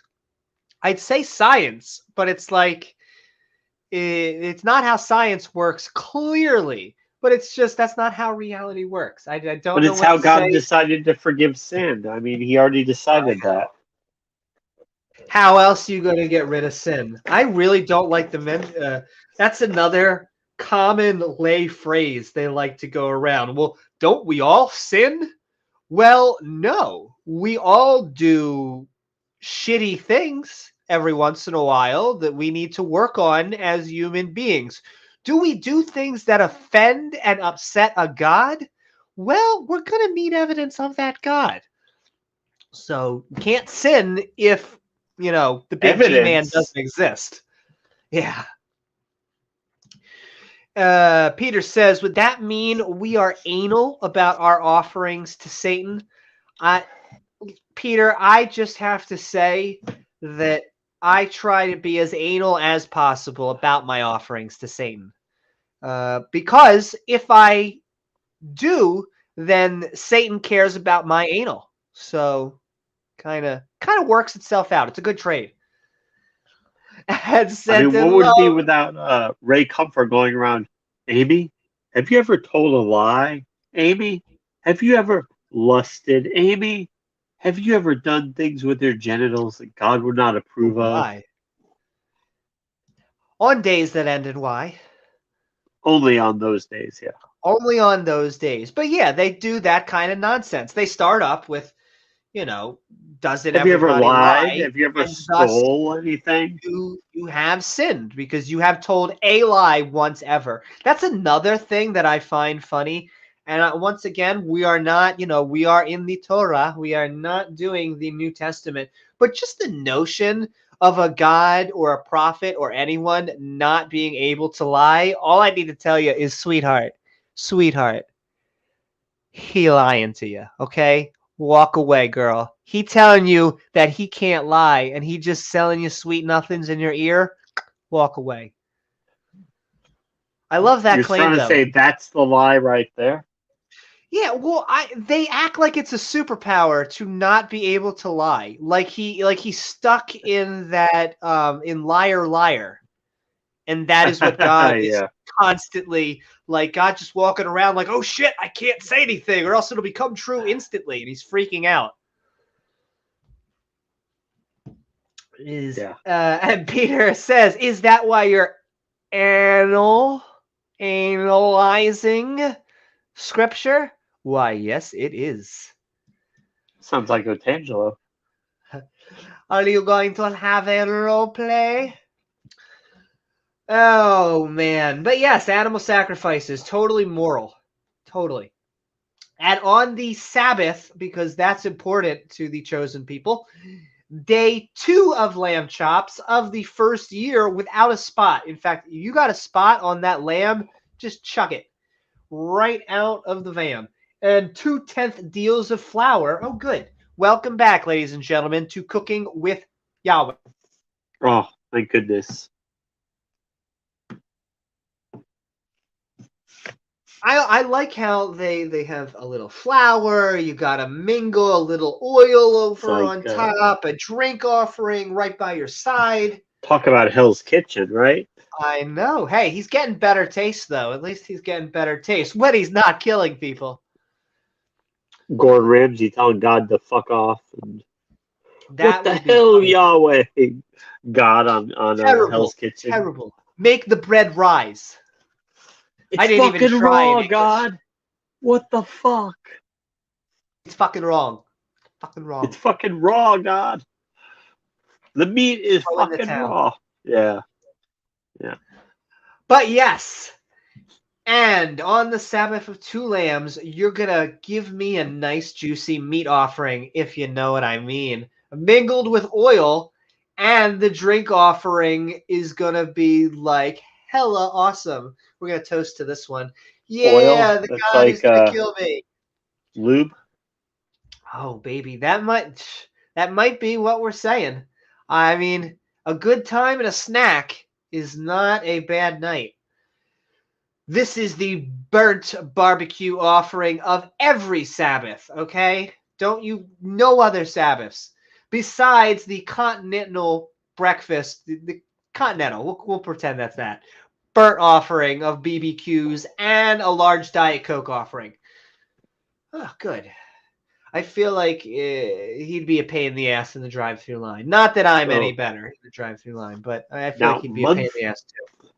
monthly sacrifices. Monthly. I know this is like a subscription service. God has signed up for sacrifices from humans. If you would like to have daily, even weekly and monthly sacrifices, have you heard of humans? Act now. On Google Play or the App Store. That's right. Find them now. Speaking of more sacrifices, because why the hell not? Monthly sacrifices, because we had our daily sacrifices, not enough. We need to get those monthly sacrifices. And of course, another 2 scoops of categories. We have, boy. of course, more violence. I guess Be they're talking about ashamed violence of, against the animals. Yeah. Well, exactly. Because you're not... Like, this isn't even a PETA thing. Like, they're not even eating the animals. The God is supposed to be eating it. Like, it's not even the cycle of life. Like that, it is literally, this is a... Gratuitous violence. It's something that only, it's like a false positive that you get from an intelligent creature, even if it's not an intelligent thing. In that humans would be the only type to do this sort of false positive, but it's just silly to think that a God needs all of this stuff to feel good about himself. Like a person almost. Glory. Almost like he has human desires. Isn't that funny? Go figure, right? And he only gets vague in apologetics. I mean, he's not vague in the Old Testament, in the Torah, I'll tell you that much. He is first person. This is like Halo, ladies and gentlemen. One-on-one. But yes, we have a good old scooping of violence. We have a good old, because once again, we've been having a laugh at the Bible. When you were being raised in Sunday school, when I was going to Hebrew school, I just remembered all the laughs and how fun and cheery the teachers were. But yes, All the time. all the time. And, it's weird. Have you ever seen this before, James? What are you looking at? Hold on. I mean, I hate to be that chica, but I think Aren't there's you always? Indeed. But I think there may be a contradiction in the Bible. I mean, I hate to be the bearer of bad news, but Are you really going to slander God like that? You're going to libel and put that out there? I mean, I hope you're bonded, because God's going to sue you. That would be so funny. Can you imagine me v. God in civil court? That would be the funniest thing ever. It sounds like an episode of Robot Chicken, but that shit never happens. Like, if at least we could get some sort of, like, I don't know, come down, say hi, do a magic trick, or as they call the supernatural. No, it totally makes sense. But Who would yes, be God's lawyer, though? It's probably Satan, but that's another story. Okay, there you go. I see that, but it's so confusing. I never know which team that guy's playing for, and I don't even know if I'm talking about God or Satan. Like, the lines are so confused. I can't tell which one's the bitch of who. But we don't have a Satan yet, because we are only in the Old Testament. That serpent is dead. And so it looks like we have our first contradiction in the Bible. But, yeah, I mean, like Iron Charioteer said... All right, guys, she went there with that. I was hoping she wouldn't, but she put that out there. Yeah, I didn't mean to. I just, it's the first time that we've come across it, so I figured we'd, remember the context when we're going through this. We just got to remember the context. All right. Con. Yeah, that is the theme of the word there. Shane says, you and God need to go on Judge Judy. Now, there is someone that I would, because they always say, who are you to judge God? And I'm always like, why does this guy get to judge us? And they're like, well, he created you. I'm like, yeah, but he's kind of a douche, at least from my human 3D, 4D chess perspective. Or Mari. We need to go on Judge Judy or Mari. In the findings of Jesus, we go on Ricky Lake back in the day. Not a prophet. That's right. Or Ricky Lake. Whatever happened. I think there's still a Mari, but I think Ricky, she's off. They've gone by. Yeah. I think doesn't Jerry have a new show? He has like a new thing now or something. I think I heard something about that. Good times. Steve Wilkos. But yes, monthly sacrifices, and yes, oh my God. Oh, I say yes, but this is actually about to get me upset. As we read Numbers chapter 28, monthly sacrifices, like monthly allowance. Like the woman's monthly cycle. Exactly. You get once a month. God gets a little pissed, apparently. Though, man, don't talk about the women's cycle in the Bible, because they treat women and menstruating like they are cooties or the plague or whatever you want to call. They are. They might as well be from Mars or. Yeah, when they're not trying to put women equal to cattle, they're like, ew. Very Ew. mature. Get her out of the house for the entire time and have her ritually bathe herself like 27 times. Which is how you know this is a scientific textbook, once again. Oh, about the pigeon blood and all the wonderful incantations. And oh, yeah, That's how you know it's totally. science. Once you're smearing the blood all over the altar. But yes, and in the beginning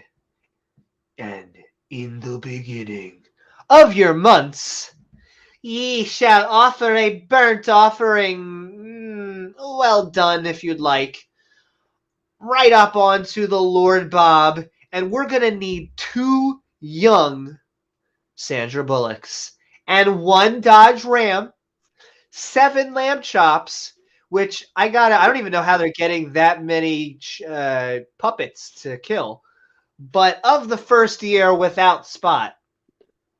Without spot. That's the other thing. If you don't know what they mean without spot, is that God will not take a sacrifice with a blemish. He's that much of a bitch.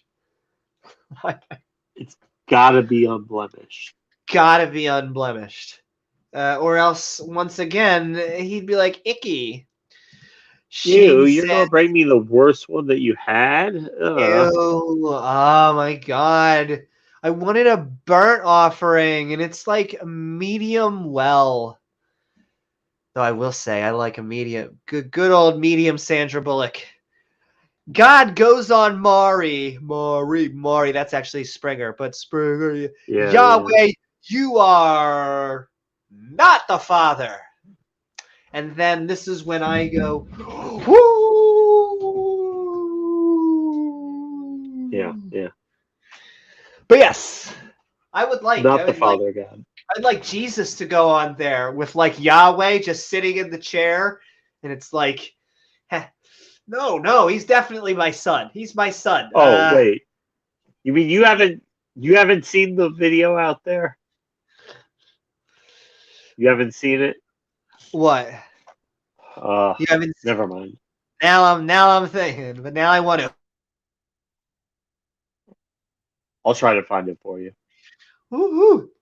And all right, Peter says, I know nothing about the woman's cycle. My girls both have cars. Wait, I got you. But that's right. We accept all car jokes and dad jokes, and we're sending love to, I don't know, basically half of the species. What is up, Jamie? What is up? And all right, we are reading Numbers chapter 28. We're getting our monthly allowance of sacrifices because, it happens.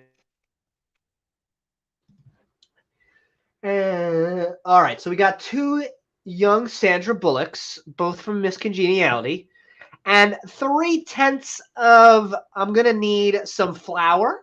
I'm going to need a meat offering. I'm going to need it like a big meat offering too, kind of a size queen, mingled with oil. Okay, and then we put 1 young Sandra Bullock. I'm sorry, Mrs. Bullock, and 2/10 deals of flour for that awesome, sexy, thick, melts in your mouth meat offering, mingled with oil for 1 Dodge Ram. Oh, okay. At least they have plenty of space. I hear it has plenty of cargo room. You'll be good. And Sam Elliott does the voice, so. And 3/10 deals. Oh, we're getting a deal of flour for the meat offering. Did I just read 12? Yeah, yes, I did. 2/10, 13, and several tenth deal of mingled flour with oil for a big old juicy meat offering onto 1 lamb chop, not 2 lamb chops, not 3 lamb chops, 1 lamb chop. Marinate it? You got to marinate it.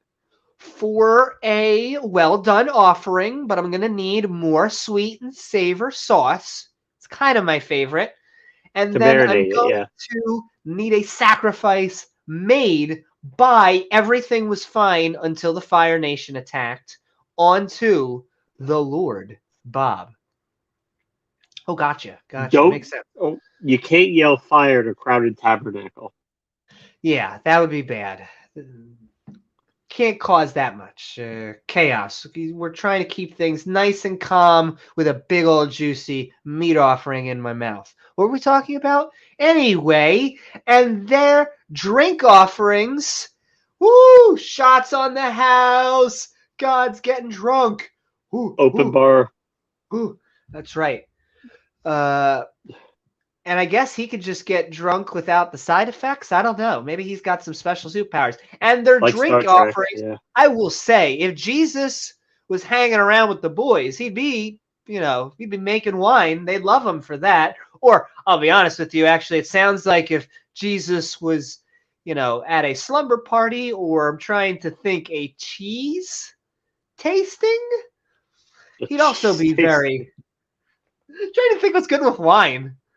Because if you can make wine on tap, I mean, you might not be the strongest superhero, but you're definitely You would have a making following. the Avengers, because they're gonna want you by their side. Things get rough in Tumber. Everyone wants a good drink. We would deal with Thanos, but first, thanks, Jesus.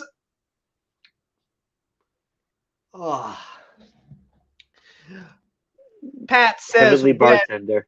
That's right. Hey, it'd be funny to watch Jesus as a bartender. I would say Muhammad, but I guess they can't serve alcohol. When Mari reads the results of Jesus' paternity, I'm going to put on my glasses. Our DNA test shows, God, you are not the Father.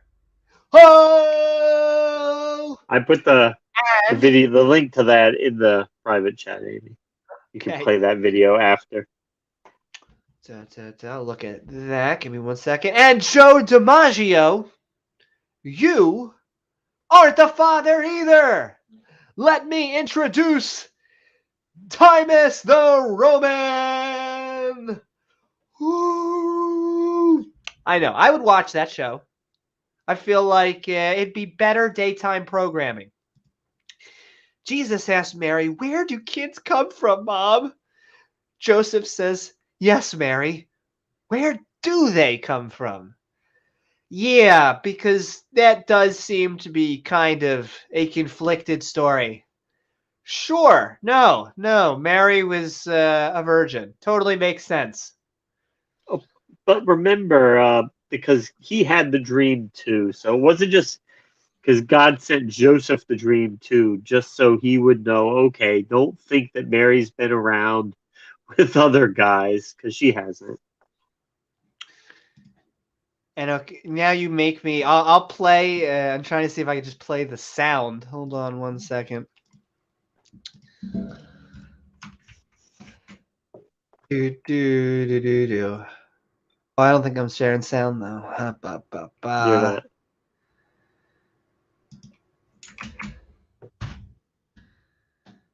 Have to stop screen, change screen.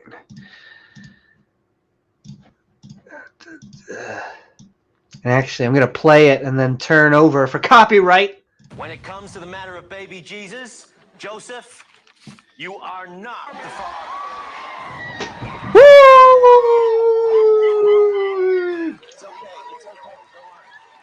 There we go, ladies and gentlemen. That was the real life Joe DiMaggio taking his paternity test. Yahweh was next. No, Yeah. makes total sense. Oh, total sense. Total sense. Iron Charioteer says, "What's the difference between Jesus and a hooker? The look on their face when you are nailing them." Oh, boom, boom, boom. Woohoo! That's right, ladies and gentlemen. Iron Look, hit that one on the head. I'm trying to remember. It reminds me of a joke I was told. Jesus walks into a inn and he slams 2 nails on the counter, and the lodger says, "What do you want me to do with those?" He says, "Well, I'm looking for somewhere to hang for the night."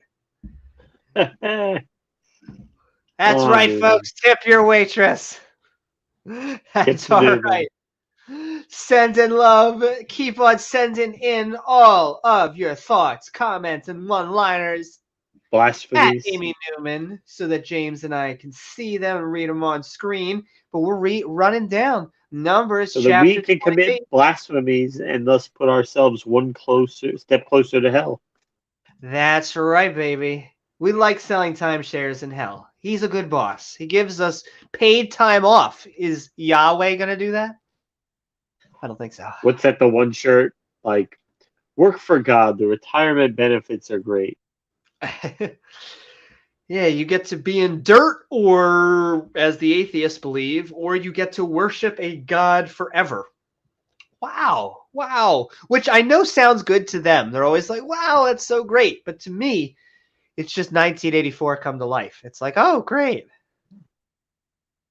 You mean we get to worship him forever? Yeah. Ever. But he's gonna make it so that that's all you ever want to do, and you'll have a great time doing it.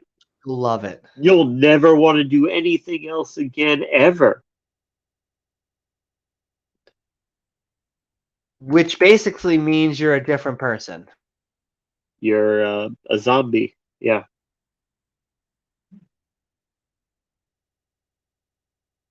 You're zombified. Zombified. And all right, we are going to be moving down. In fact, we're going to be moving towards the end of this chapter, and then we're going to be slipping to the open mic portion of the podcast where you guys can say what's on your mind about all the wisdom we just experienced. But Numbers chapter 28, we had a big old, I'm going to need a vodka offering, and we're going to pour that all over with wine onto that Sandra Bullock. And a third part of and him onto a Dodge Ram, and a fourth part of and hin onto a lamb chop.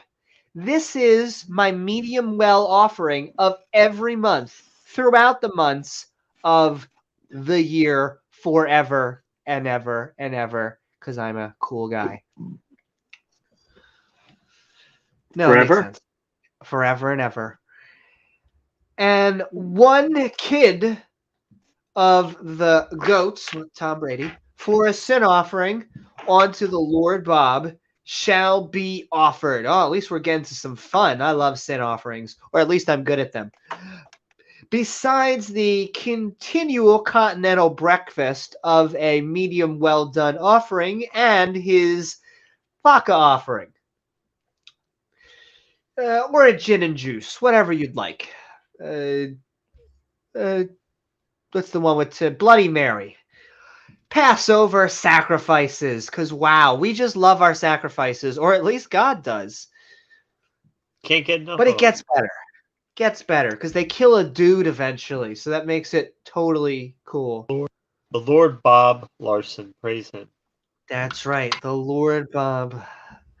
Good old Bob Larson. I will say he does run some. What was our one episode with alien witch demons? Alien witchcraft demons, and then the Matrix. Why the Matrix is evil. Why the Matrix is evil. Which, shout out to the Matrix, who just released a trailer 2 months ago. It's getting a lot of love. I am biased because I didn't even know it at the time, but the Wachowskis, let's just say, we had a nice transition from one paragraph to the next.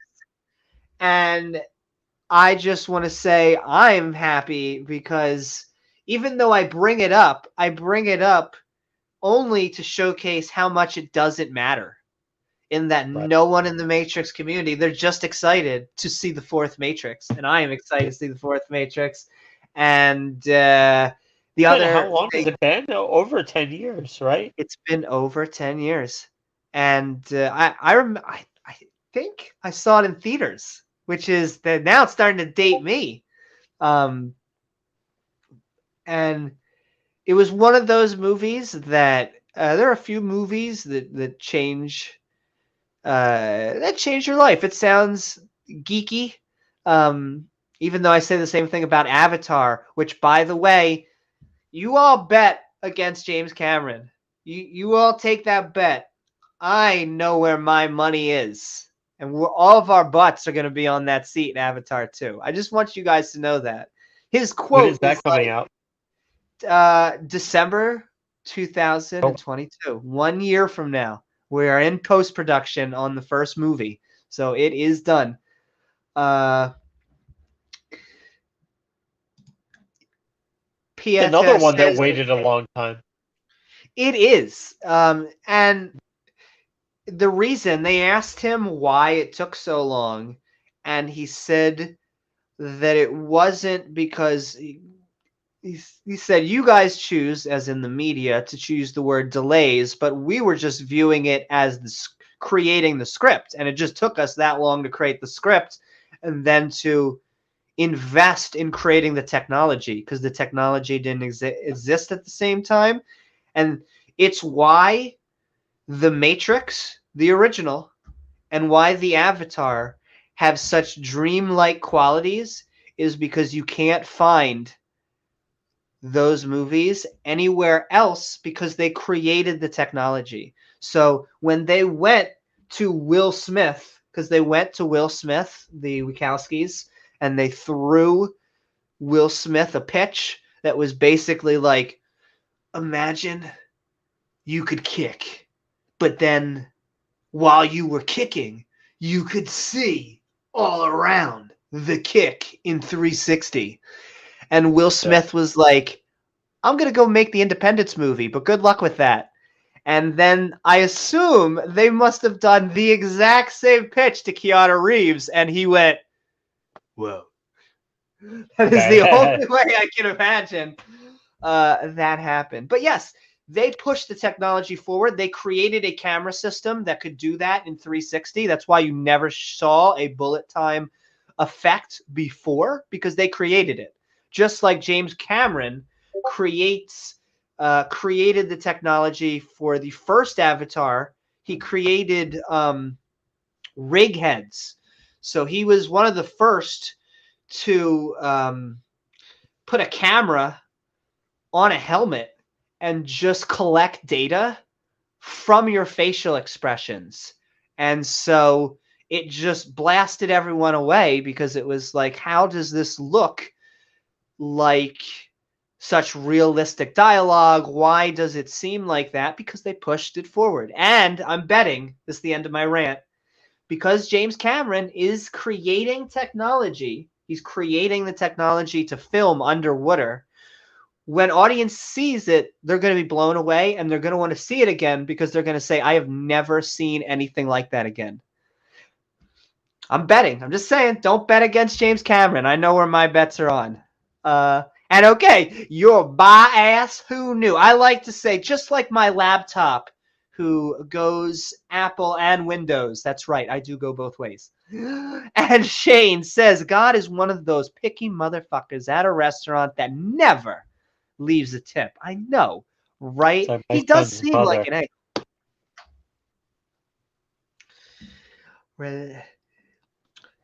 Be quizzing that server about everything on the menu. What about this? What about that? Do you have this? Do you have that? Does this come with that? Does that come with this? Like 15 I assume if minutes. it comes back wrong, he kills them. That's the only way that I can. Ooh. Sending love. Also, I see Grumpy Old Cuss in chat. Sending love. And Fecknell. And everyone out there in the chatosphere, in the interwebs, as we move down to the end of Numbers chapter 28. And all right. And in the 14th day, wow, that's in the half of the month of the first month is the Passover of the Lord, Bob. And I would give you advice, pass over him. That would be my first advice. And in the 15th day, ooh, girl, you micromanaging, day of this month is the feast. 7 days shall only that unleavened bread. If that bread Back rises, to that shit. yeah, I will smack that bread out of your hand. So no rising bread, but in the first day shall be a holy convocation, a holy concoction. We'll go with that. Sure.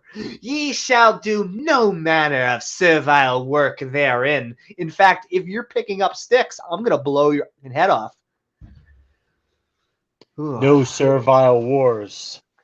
No Spartacus for you.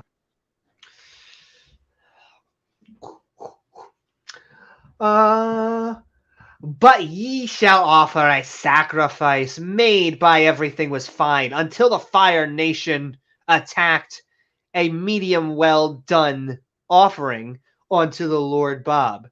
And then 2 young Sandra Bullocks who were looking fabulous, and 1 Dodge Ram with lots of space, and 7 lamb chops who all, for whatever reason, get paid more contractually as a puppet than most people do in a year of the first year. That shall be unto you without a blemish, because I will throw that right out into the river. Don't give me an offering that's blemished. Who do you think I am? Who do you think I am? And their meat offering, oh, nice, thick meat offering, shall be of welcome back to Cooking with Yahweh, and it shall be flour mingled with oil, and then you're going to get 3/10 deals, and you're going to hold up a big old Sandra Bullock. And once you have that Sandra Bullock, you're going to need 2/10 of a deal from a Dodge Ram. Good luck cutting that up. A several tenth deal shall thou offer for every lamb chop. With Jerry Lewis. Jerry Lewis, yes. Throughout the 7 lamb chops of hell. And Lamb 1 chops goat. play along. That's right. A lot of time. And 1 time Brady for a sin offering to make an atonement for you. I like how that specifically points out, like, you. Okay. Thanks. The atonement Sure. for you, Newman. Sure. Viewers Bring like us into you. your drama. I know, viewers like you.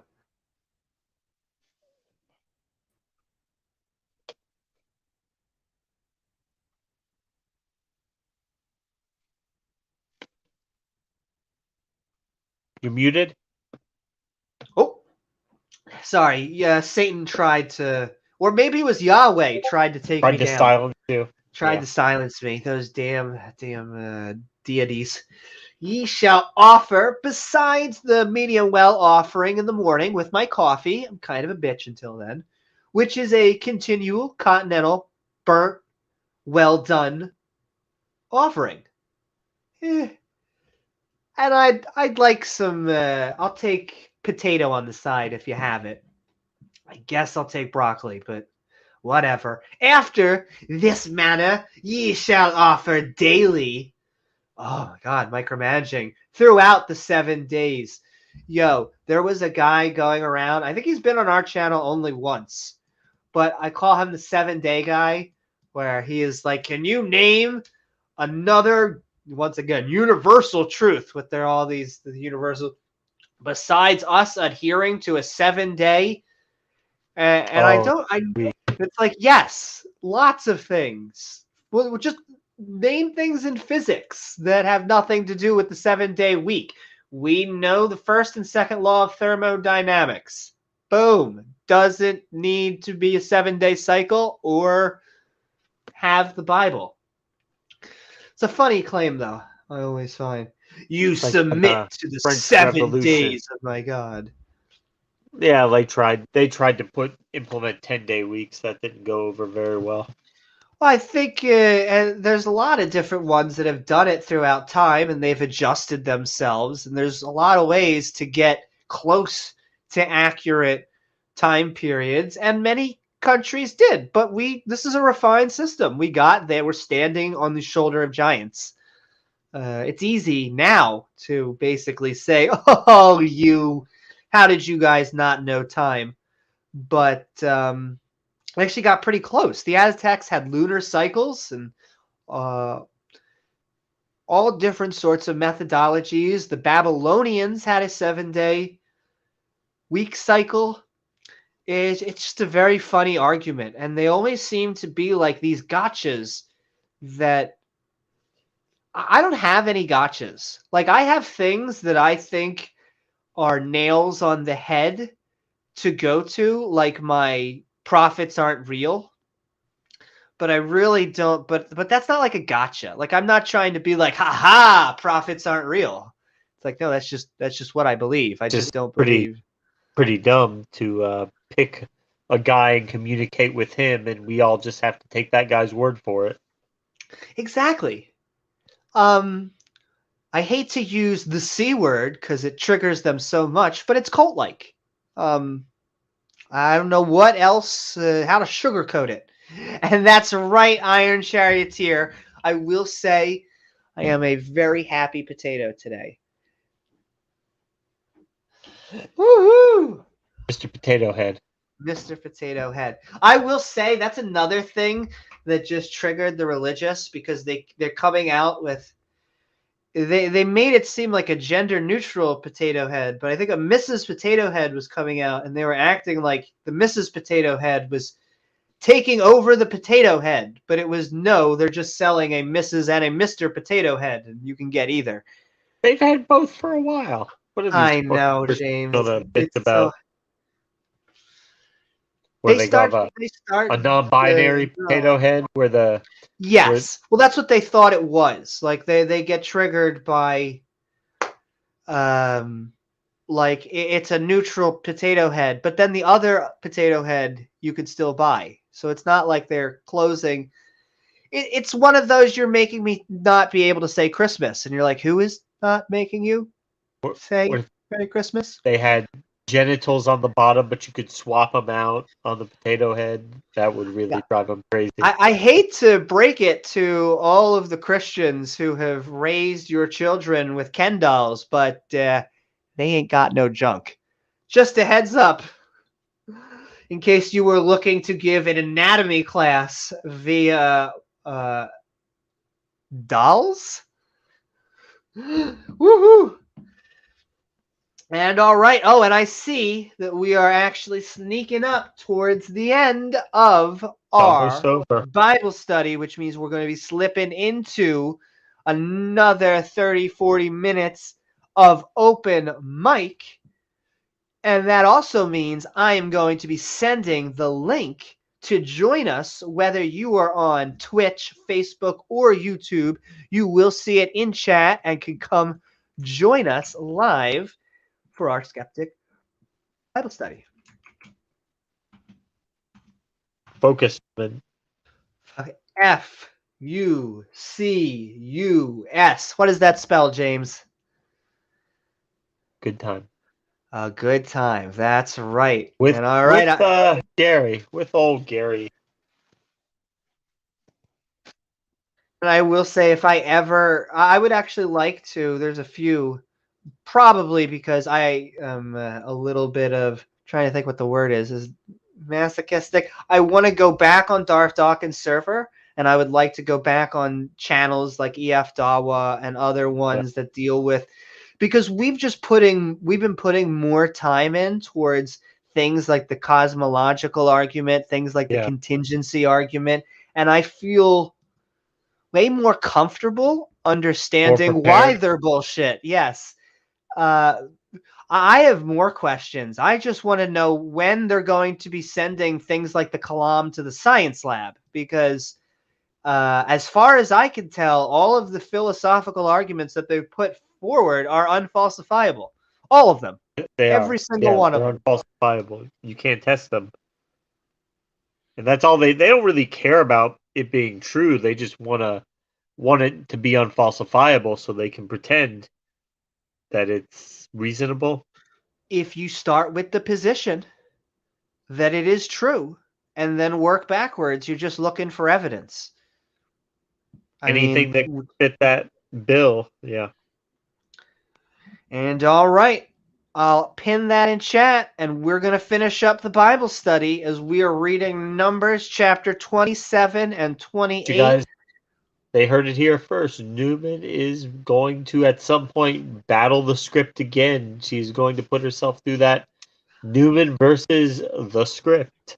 But see, that's how you know that the I don't know if it's the anti-theist, the atheist, the counter-apologist. That's how we can't help ourselves. We're actually drawn to views that disagree with our own, because I feel like it actually, ironically, strengthens our views.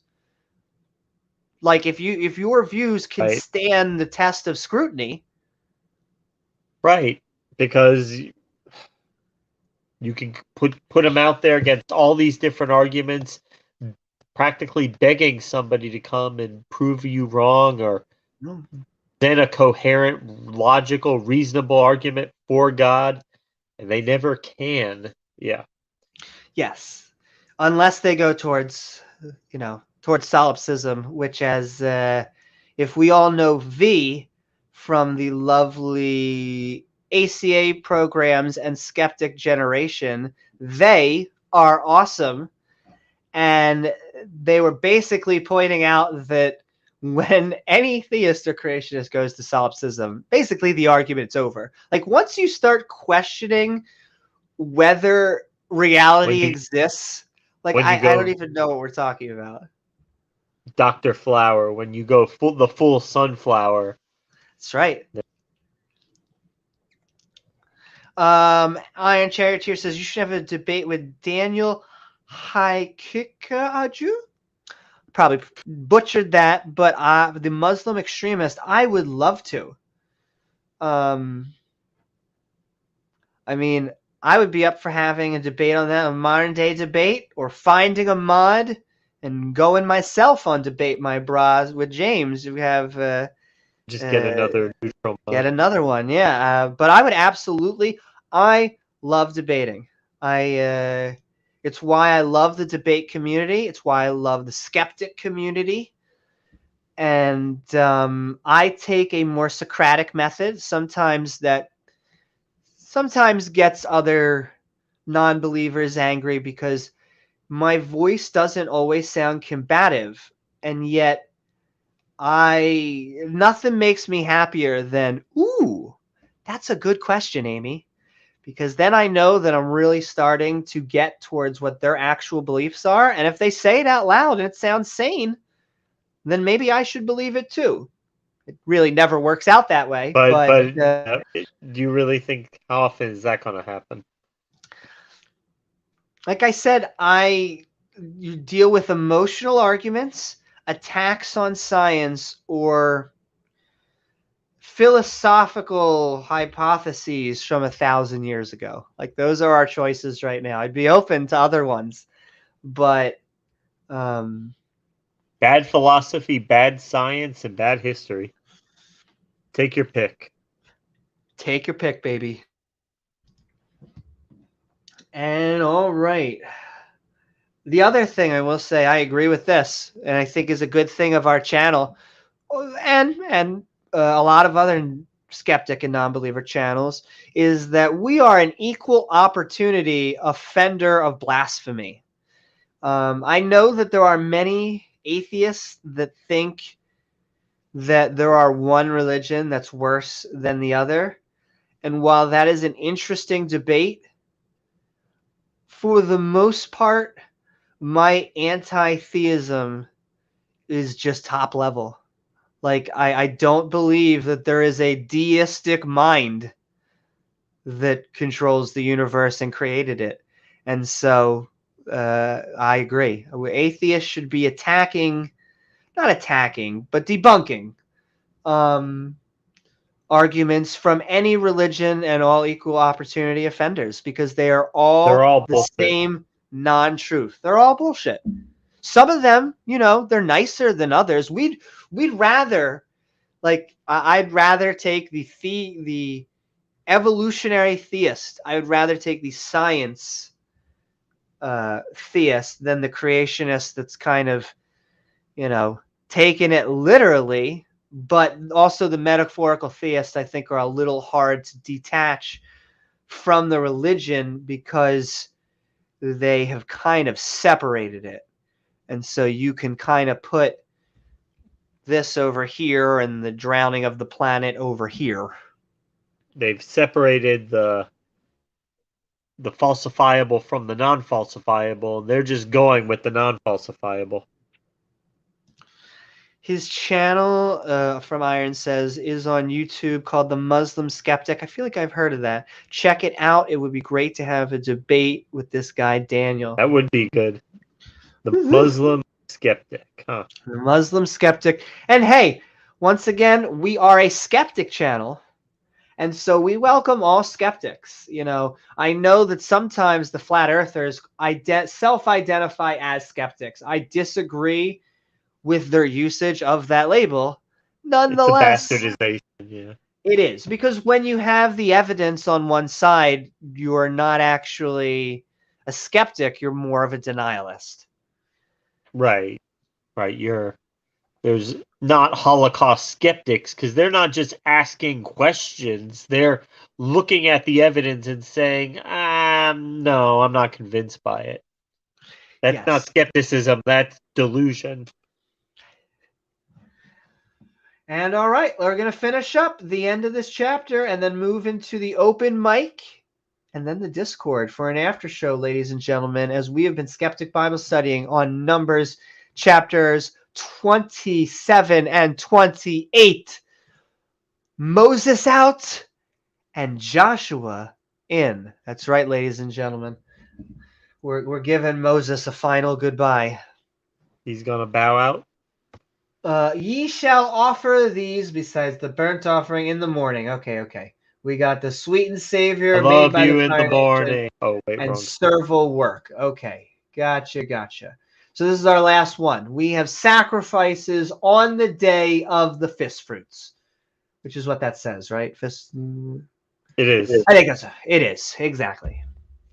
And all right, we only have two subjects, just really quick ones. Of course, more violence, because this God loves us. You have to have a constant reminder how much he loves us as he beats you over the hat with a bat. Yeah. Which, of course, makes us laugh, because, my goddess, the fact that a God needs to even have, like, he's acting like a princess. Talk about a Jewish American princess, literally, like right here, ladies and gentlemen. As we finish up sacrifices on the day of the first fruits, Numbers chapter 28. Also, in the day of the first fruits, which is my favorite day, when ye bring a new meat, lines up, fits.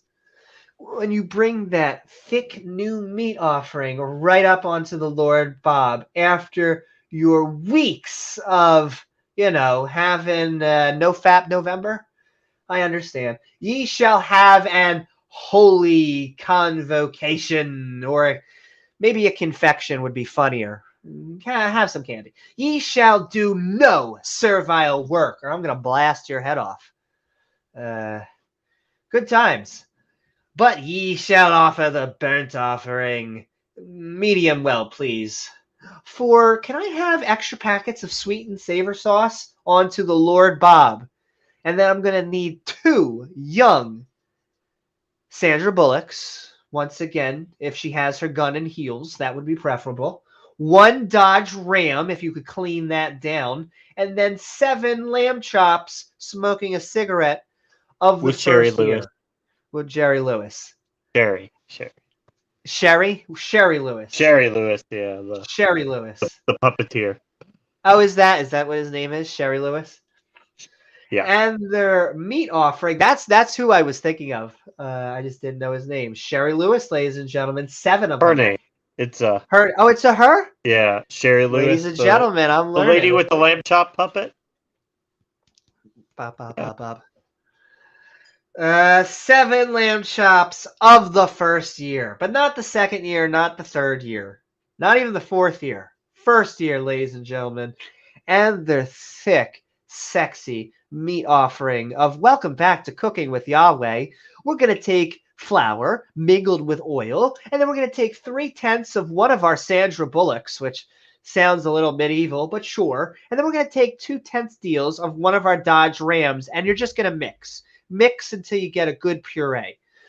A several tenth deal, oh, what a deal, onto one lamb chop, one Sherry Lewis, throughout the 7 Sherry Lewises, and one kid of the GOAT Tom Brady to make an atonement for you. Oh, thank you.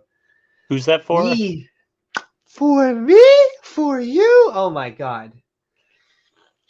How nice of God to need a sacrifice given on our behalf.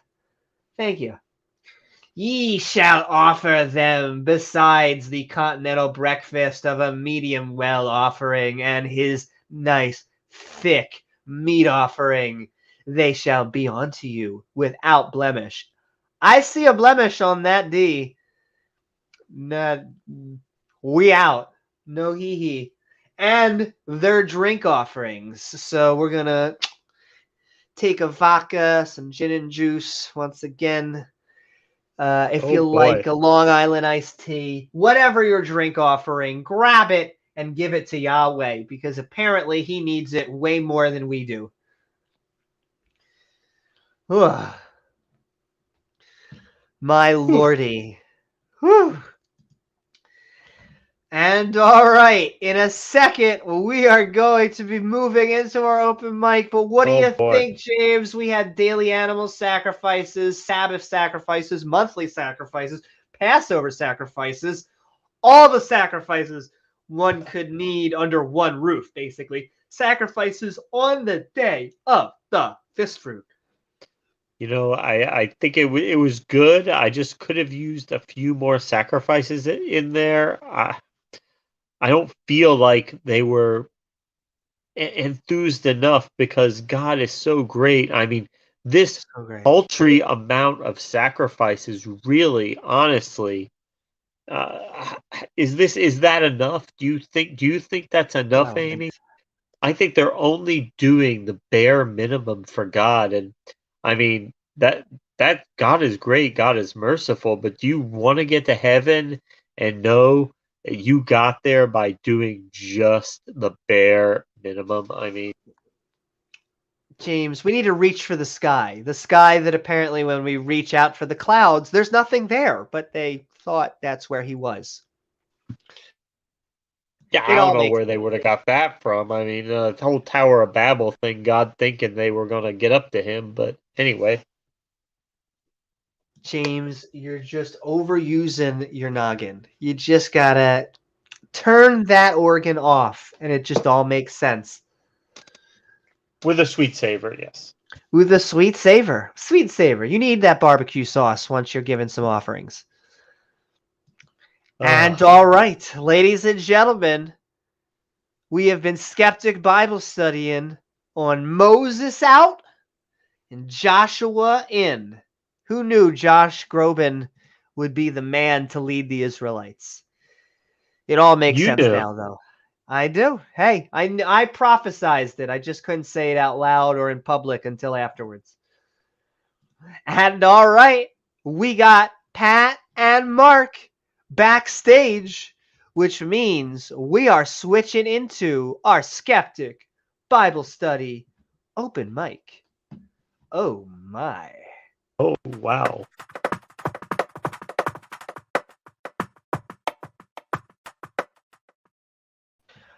Woohoo! What is up, Pat? Hey, Pat. I hope you are doing well as you join us on our Skeptic Bible Study. Moses in, Moses out, Joshua in. As we got a new leader of the Israelites, apparently. I hope you're doing well, Pat. And what are your thoughts about the subject? I'm just glad we're done with Moses. I mean, that guy is like, done to death. It's like the Halloween movies, or the Friday the 13th movies. They just went way too long. Moses went way too long.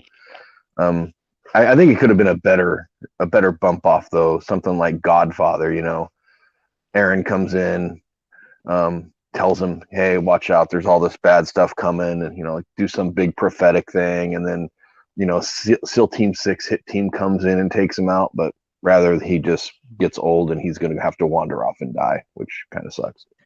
It happens to the best of us. Yeah, it is kind of anticlimactic. It's kind of, it almost sounds like God is sending him to bed, but it's death. Yeah, it's a whole lot of foreplay with no actual climax. And he was our record holder, I think. I don't know any other character we've spent more time No, not even close. with. No, I agree. And I just want to say one of the reasons I'm coming on tonight is just so that Mark Reed can't come in and monopolize the chat for the rest of the time. I got to keep him. Snap. No, I'm just kidding. Well, no, I'll sit back. Yeah. Sorry I don't have my camera on tonight, but I'm defragging my computer and using my phone. So, that's why we're doing it this way. Oh, sure. Or so the Germans would have us believe. Right, exactly. Norm McDonald, baby. And all right. Thanks, Pat. Sending love to Rejos in Twitch. Hey, Rejos. And right. Oh, no, you were going to say Moses, something? he would be like, that'd be like, Sean Connery was a great James Bond, but that'd be like rolling with him into his 80s. That's kind of what they did with Moses. They just rode that horse until the hips fell off. God was like, keep on riding. I got to put a stop to this one. Yeah, I don't know why he gets triggered so much. He gets very angry by little things that humans do that you'd think he can get over. But human things that humans do that he made us do because he designed us that way. Yeah.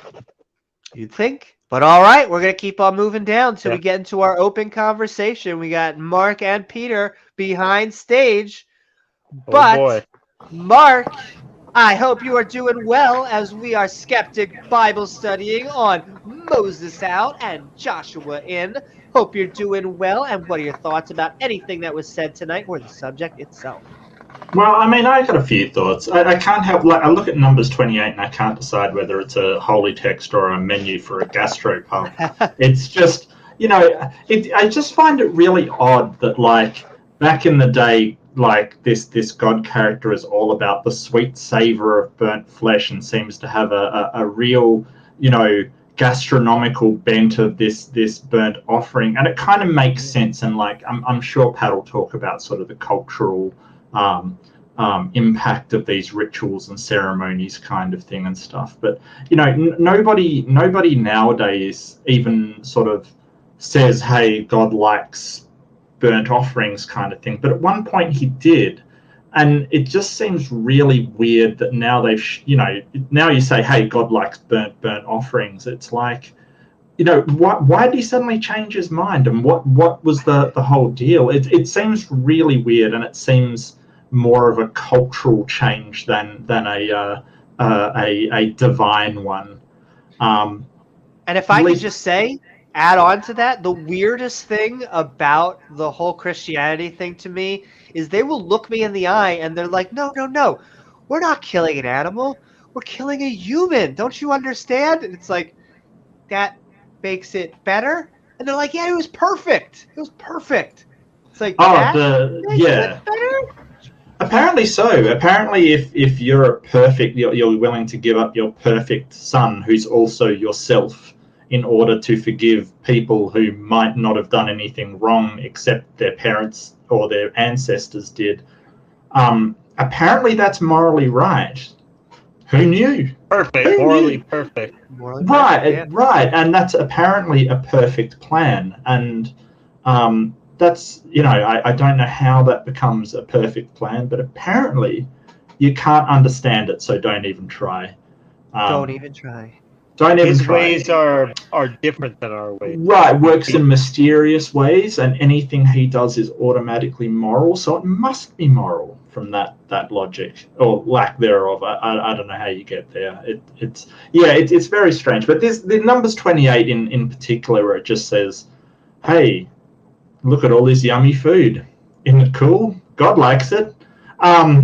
It's a really weird passage to list all of that. It's like the passage about the priest's clothes. That's like, why why does God feel the need to convey this information and not say, I don't know, a recipe for soap or something, or, you know, a way to generate energy, or, you know, fire free safety energy. tips.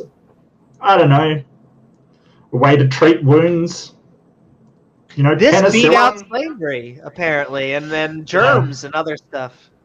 So I want to know, and I'm not that very well read on the Old Testament or New Testament, but Old Testament in particular, is does it get any less bloodthirsty with Moses gone? Because Moses was, you know, a lot of, you know, they got strange fire, let's kill them kind of thing. And Pat will probably know this. Does it get any less bloodthirsty, or do we still have Well, Not that's if- an not in the extremely old- complex and nuanced question, and the answer is no. It doesn't get Right. less bloodthirsty. right? So there's still fun times to be had in the near Mid East. Yeah, nice. lots of We're only on the 4th book. Is that not cray-cray? Like, lots of asses to be numbers. kicked and names to be taken. Still, And it just shows why so many Christians and Jews will give lip service to the Bible, but they will not read it. Because reading it is like reading sandpaper. We hope that we can make it as palatable and as fun for all of our subscribers out there, because we think it's important, and viewers, to see the Bible for what it really is. I can tell you I've gotten scoopings of context, all that context they want to be talking about from actually reading the Bible than I ever did in Hebrew school. Like, actually reading Moses, I feel, changed me a little bit, because it was just so brutal. It was just so, like, I didn't know how you could. Clearly they do apologize around it, but, like, he hardened his heart 5 times. Like, that is like getting someone. That's like pushing someone down 5 times. Sure. I mean, and then you listen on these Christian channels, and they just talk for granted about how the Bible and how amazing it is and wonderful, and what a supernatural document this is. How and they just throw that out there, and there's a lot of times there's no refutation, no. Yeah. Well, and he killed the firstborn sons of everybody in the city. Yeah. You know, I just wonder what the average Egyptian peasant, you know, who just hasn't really got a dog in the race here, what they Who did had to no deserve say. Right, No he say doesn't whatsoever. determine what for. Yeah, he just gets his child killed because God wants to teach the Pharaoh a lesson. I mean, if I was that peasant, I'd be going, well, what did I do? Like, you know, it's so ridiculous how much collateral damage this God does, but it's all perfect because it's part of his great plan. God made him, so God can do whatever he wants with him. Well, Well, I yeah, mean- I've heard that argument as well.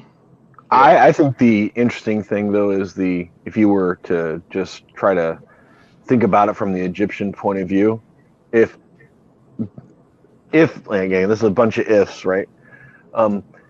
If the God of the Hebrews had actually inflicted that upon the people of Egypt, would there be, and you were one of these average commoners in the Egyptian world, would there not be anything you wouldn't do to exterminate those people whose God had done that to you? So, like, the if you actually try to look at it, that this is the definition of, you know, perpetual ethnic animosity, right? Both from the Israelite and Egyptian point of view. But, you know, you're getting the Egyptian side of the propaganda. I'm sorry, the Israelite side of the propaganda. Right.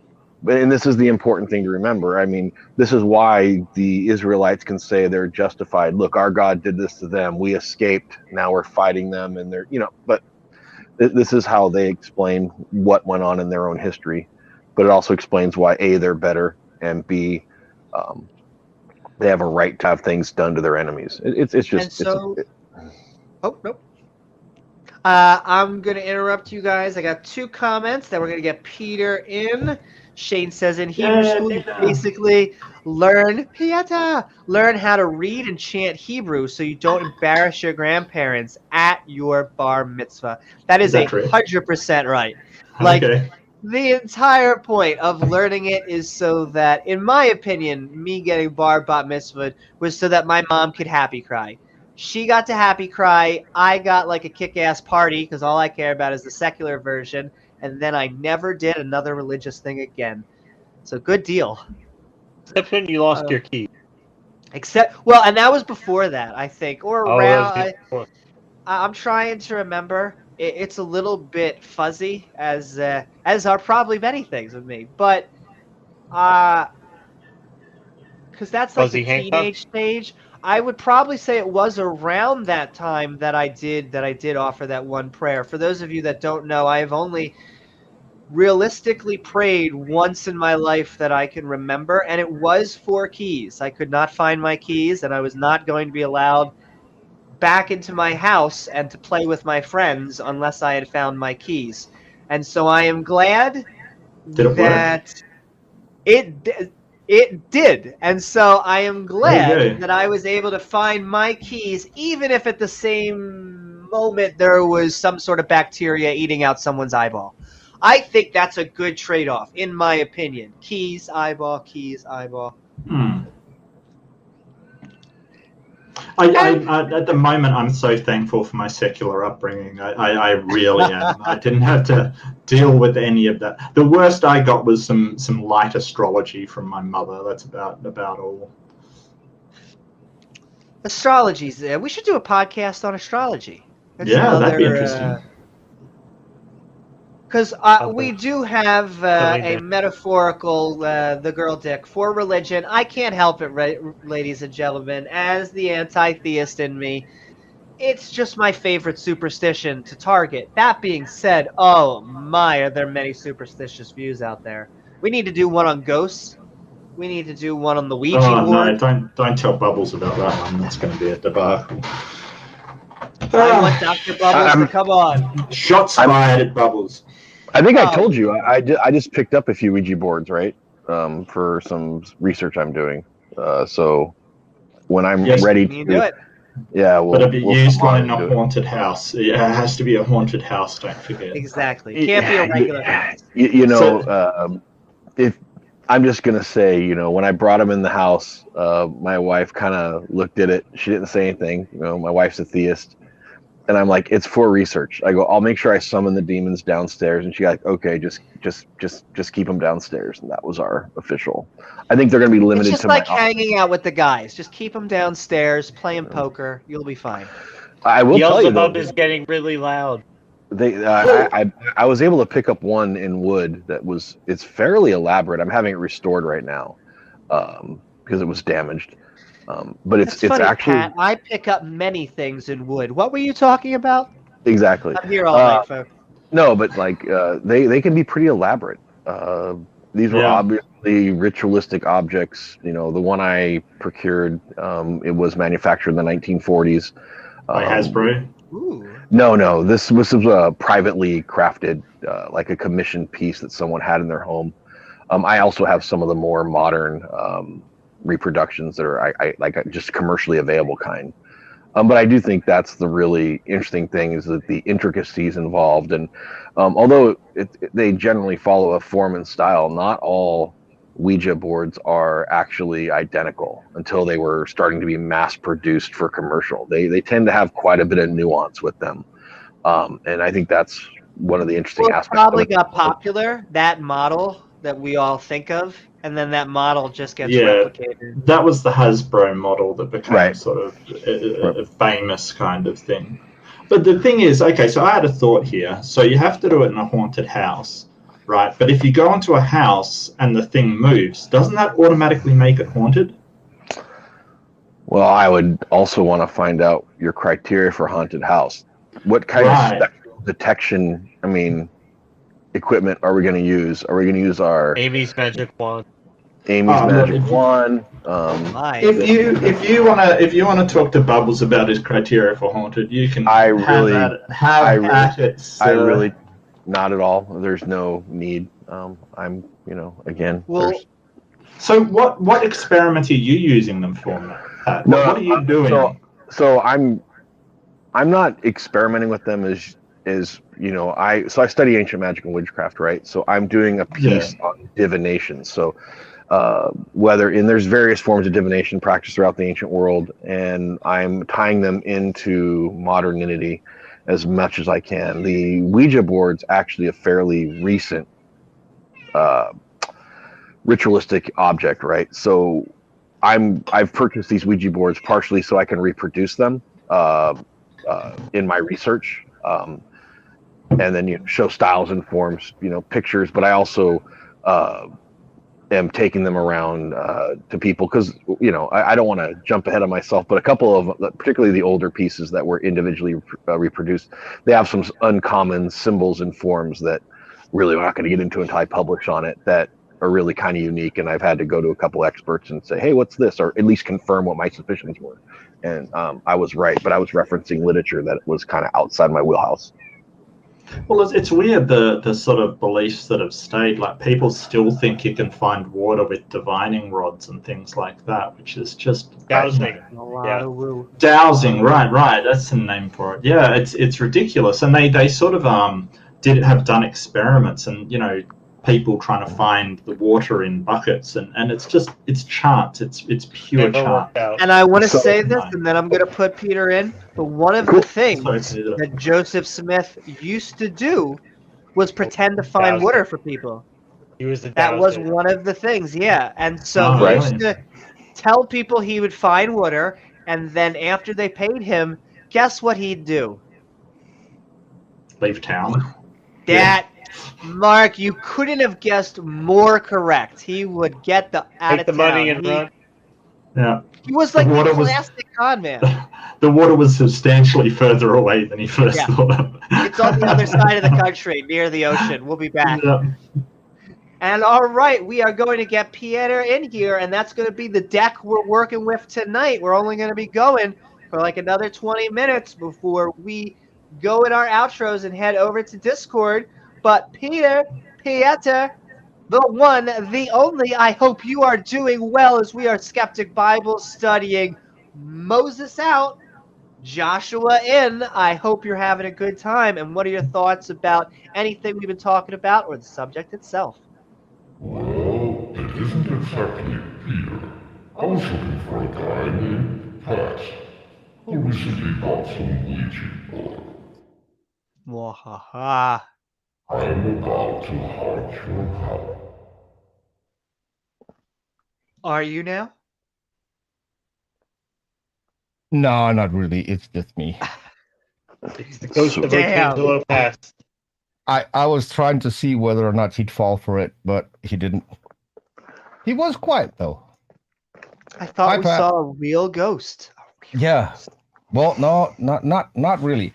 Almost, because fun fact, I almost was a ghost this week. Oh, you okay? Well, we're glad you're not one. Someone made a bomb and left it nearby my house.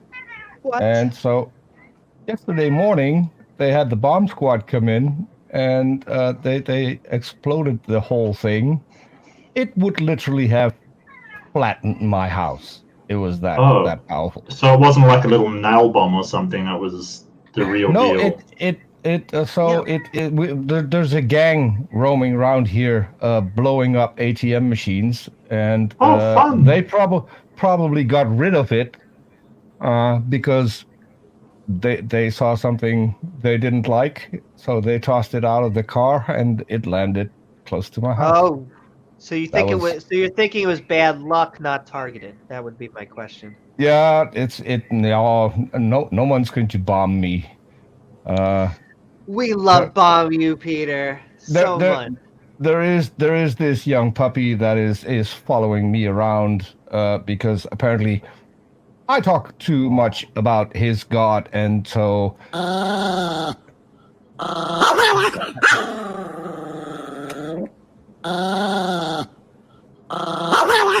Oh my! Yeah. It's okay, boy. All credit goes to Praise I Am for this one. I will say I have to send hearts to Praise because he's the one who's setting up the debate with Gavin. So as do- much as Tap we and pray. tease you, we send so do much me a heart. favor. Ask him if he wants to unblock me so I can actually be in the side chat for your debate. What did you can do to block- praise now? What did I do to praise? Hold on, I got it down. Hold on. How do I explain this? Please tell me when that debate is. I want to be there to support. Who's debating Gavin? Amy. Amy. Oh, nice. Yeah, cool. I'm excited. Amy's debating Gavin. But what Which happened, is- Peter? Yeah. Well, so okay. So What did you do? Praise threatened to kill Jay Patrick. Who? He Jay My Patrick. question. You have not heard of Jay Patrick. Yeah, you Give her a can't now refresher? because he's dumb enough to go live when Amy's live, so I'm not going over to his channel. Oh but my. I'm ignorant. You've got to forgive me. Mark, trust me, I'll shoot you a link to his channel, and you have to check him out. Jay Patrick is the twin brother of Jefferson Spatchcock. Have you heard of Jefferson Spatchcock? Vaguely, yeah. He does Darth Dawkins reviews. Right. The best Darth Dawkins reviews. And Jay does Praise reviews, which is why Praise wanted to kill him. And then I made a picture of a sheriff with chaps, but only chaps. If you know what I mean. So Praise got really upset because he's a very masculine white Christian man, according to the video that he did after I sent him the picture. And the fact that I sent him a nude guy really upset him. Oh, wow. And so, well, I mean, Wait, Jesus, my yoga teacher, too? No. I went in his side chat, and I even went on his channel, and I asked him if I should send him nude women, and then he blocked me. Yeah, So, I think it's more than nude, Pat. I think most Christians have problems with the human body being unclad for some weird reason. But I put a nice tiny little flower over the part that you shouldn't see. The naughty part. I mean, pretty much the same thing as Adam and Eve. They had leaves. I at least chose a nice, pretty flower to put over it. I mean, couldn't have been that. But yeah, who would have known sending nudes to strangers is going to cause any problems? Who would have thought it? Well, the fun part is he did an entire rant about it. And at the end of the rant, he had a Freudian slip. Because, oh man, what was the guy's name? Jesus, my yoga teacher. Still no? I forgot the guy's name, and then he made his last name into Dick or something, and I made fun of that as well. And then I took his entire rant and I made a video with his rant. I put that on my channel. And then he played my video again. So basically he played his own rant again, but now illustrated with said picture. Which I found hilarious. This sounds really petty, to be honest with you, like all around. Just a complete unnecessary. Like, look, okay, so I've never had a problem with Praise. I've spoke to him occasionally. Never had a problem with him at all. So there have been theists I certainly have had issues with, but he's not actually one of them, to be honest with you. Well, I only had one run-in with him, and that was when Darth Dawkins, by accident, turned on his camera and then used a video of a guy who had recently passed away from cancer. Oof, that's nasty. One of my followers on Twitter, when I tweeted that, one of my followers on Twitter said, "That's not Darth Dawkins. I know that guy. He's the brother of the guy that I work for, and he's an awesome guy, and he passed away a couple of months ago." So it doesn't surprise me that he's a coward and a degenerate. Yeah, Where the day, ladies and gentlemen. Okay. Praise was talking about the fact that Darth had turned his camera on, and I went on his channel and I said, "Hey, listen, I think you should call him out. Here's the link to the guy's channel. He passed away from cancer. He was a really good guy. Did a lot for people. He had quite a lot of money, and did a lot for people who didn't have a lot of money. He also was a Christian, although they might not think so because he was a Catholic. But he was a really decent guy. And Praise completely agreed with me and said that it was a shitty thing to do, what Darth did. And then while I was on, Darth joined. And Praise did a full 180 and thought it was a great thing for Darth to do. And that is when I lost all my respect for Praise. Because, yeah. And actually, we're going to get, or tell me when you're done, Peter, and then we're going to get Wildheart in and go for like 10 more minutes, and then we're going to head to Discord. Yeah. Just before you grab Wildheart, when's the debate with Gavin? Because I want to see this. I want to. 2 days. Supposed 2 to days. be on Monday the 22nd, isn't it? I believe. No. Yeah. What? Your debate? No. That's what he told me. Your debate is November 19th. And I have to look it up. It says 4 a.m. my time, so that would make it 9 p.m. Central. That is interesting. That is... I'm trying to see if that is what I got from Praise. Let me just see here. Yeah, the debate Well, posted. Amy, just so you know, I changed the dates using one of these Ouija boards that I have. So see, there it is. Yeah, I need to have it. I had shit to do on the 22nd, so. So he had to change it. I put the link in the private. Says, but maybe he'll either change it or. Yeah, it says live in 10 days. I asked them also when the debate was, like what time, and I didn't get a response back. Oh, it says 10 p.m.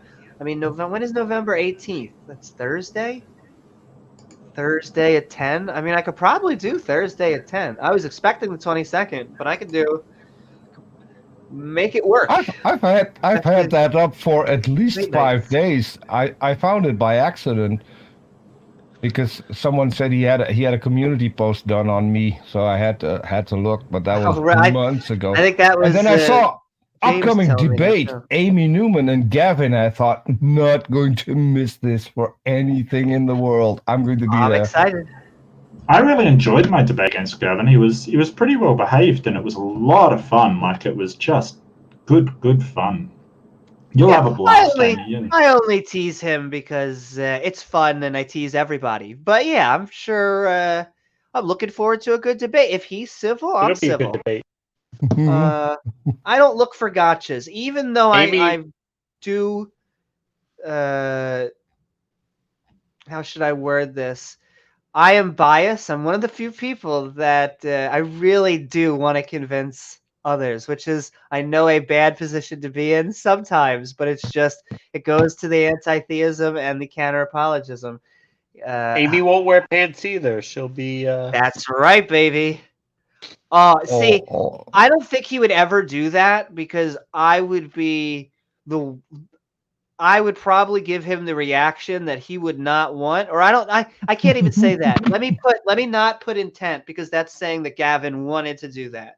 But if someone wanted to troll me and there was intent there, I feel like I would be the worst person to troll with that, because I would just be like, oh, golf clap, look at you down there. Or maybe I just might be like this. So, I mean, depends on what they're working with. But I'm looking forward to debating. So that's Thursday evening in my time. I'm so hoping he's wearing pants. I need to see that. I need to have that in my life. I like to think that all debaters are wearing pants, but we can't all have that luxury. I kind of feel sorry for him, because it sounds like something out of a nightmare that you have. I went on and did this debate, and then halfway through you look down and realize you're not wearing pants. Like, isn't that a nightmare trope? Sure. Well, and so it's all about intent. If he was trolling, then hold he on. deserves all the jokes that he gets. If it was, like you were saying, a fever dream, and he just was like, holy moly, I'm in a live debate, and somehow I did this without pants, then yeah, I'd be more sympathetic. I think that would be funny in and of itself, but I'd be more sympathetic. And all right, I Peter, have to I'll let ask, you make the last Amy, point. But then what? I have to ask. You are Okay. now prepared because you just were part of a debate with someone who demonstrably didn't wear pants.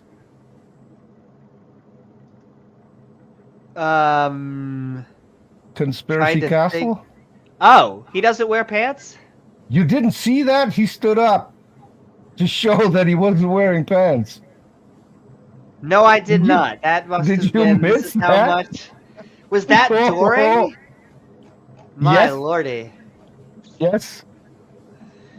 Look, Which one's Conspiracy Castle? Is that Alex Stein? Is that Stein? Yeah, that's him. Yeah. Yeah, no, I could believe that he's not wearing pants. That's was that on entirely- my debate? Yes. He should. Well, Let's grab Wildheart. wearing shorts like a bicycle. Someone shorts. in the was chat wearing asked. Someone in the Gotcha. chat asked whether or not he was wearing pants, and he said nope, and then he I'm stood up. wearing shorts. Yeah. Gotcha. That is a dad joke. I'll take it. It is still okay. That was for a second. I was doing this in front of my face. Like, did you say Alex Stein was naked in front of the camera? That is a very different debate. But sending love and go check out Modern Day Debate. And with that, we are going to get Wild Art in here. I think he's going to be one of our last to join us tonight. So if you want to get in here, now's the time. If not, we are going to be heading out into the Discord. But Wild Heart, what is up? We have been Skeptic Bible studying on Moses out, Joshua in. I hope you are doing well. What are your thoughts about anything we've been talking about or the subject itself? I am doing well. I would like to say Praise and Gavin rock. Praise and Gavin are good friends, hopefully, still. So, yeah, Praise and Gavin are cool. And I am wearing pants. Pants. Always a bonus. Always a bonus. That is all. Carry on. Thanks for letting me in. See ya, Amy. So if you were wearing skirts or shorts, we would have been okay with that too. We accept everybody here. Yeah, I got shorts. I won't show my small shorts, but I got shorts. What happened with that debate anyway? That was an absolute shit show with Alex Stein. It was a disaster. I don't know. There's only so much I want to comment because I want to be the bigger person of. I tend to be Switzerland because I have to be Switzerland. Like I was saying, some people were saying, yes, you can. No. Can I be Dutch? No. Honestly, Amy, I want to slap James in the face. First of all, he knew who he was getting on. James. Then he chooses the nicest moderator you can possibly have for a debate, which is probably not the perfect one for said debate. But I'm learning how to do tough love. Either way, he should not have put you there and by yourself. In James's defense, Alex Stein was being a bit more behaved in his latest debates. He was actually toning down. He went full on madhouse on that one. Yeah, and so my thoughts is usually when James is not there are two people who are running the show. One is gathering the questions. The other one is moderating the debate. That was necessary for this one. You could not, absolutely. in any way, shape, or form, have handled both things. Concentrate on the question because the chat was off like a rocket, and you couldn't find the slow mode, or you couldn't enable the slow mode. I don't have access. Yeah. Okay. So that wasn't James. I just want to say. I have to put my abstract on here. which is I don't blame anybody for anything. Even though I got a lot of hate for it, I'm sending hearts because I really you do didn't. try and be a fair mod. No, you didn't deserve any hate. It's why I followed you. You went on Toon's channel after that. I saw Toon start off and talking about the whole thing, and then you came on. And at least I'm glad that worked out because I think you parted on a friendly basis. Where I agree. I think I left that with MC Yeah. Toon and us seeing equal grounds and kind of liking each other. Look, I'll be perfectly honest. I still think you are way too nice, Amy. You should have shut Alex Stein down and muted his ass. Mark, So, she I need wouldn't to have go- had a chance. She needed to collect the questions from the chat and moderate. The chat was, I didn't know you were collecting the questions as well. That's insane. That's insane. I Was see a both sideshow sides. there or something? Yes, Sideshow was absolutely working with me. Okay. It was a few different things, but like I said, it's how you learn. I'm starting to believe in tough love is what I Yeah, need to do. absolutely. Is that I Mhm. need to start realizing that you want to have, people be able to talk with each other. That is the most important thing. It's hard because it gets spicy, and yet that's what people want. And so you kind of have to walk a fine line where people are saying interesting things, but they're not going through each other's throat. But this wasn't just spicy. He was not giving Toon a chance to talk. And I will say, he didn't give you a chance to talk. Right. And it's that lack of respect for your opponent and the moderator that you can't give them a great deal of respect when they're not giving you any at all. And that's what really annoys me. They've got no respect for what you're trying to do. Makes me pretty annoyed. And the people should know you are on someone else's channel, Amy. So you already have to walk a thin line, right? Because I view it as a team. respect. But I agree. You need to respect them. Had this happened on your own channel, it might have gone down a little bit different. But since you're on someone else's channel, you have to think twice before you do something. Having said that, I think McToon, MC Toon left a bit early. I think he left way early. Like, I think he should have given more of an opportunity to do something. But that's just my personal. He knew what he was getting into without. Interrupt, Amy. Jump in there. Well, I know. Well, I will say this is probably better for Discord. We're about to head into Discord true. in Sorry, a second. my bad. No, I love the conversation, and I love both the James W of our channel. I also love the James of Modern Day Debate. He's always been sweet to me. I view us as kind of a team there.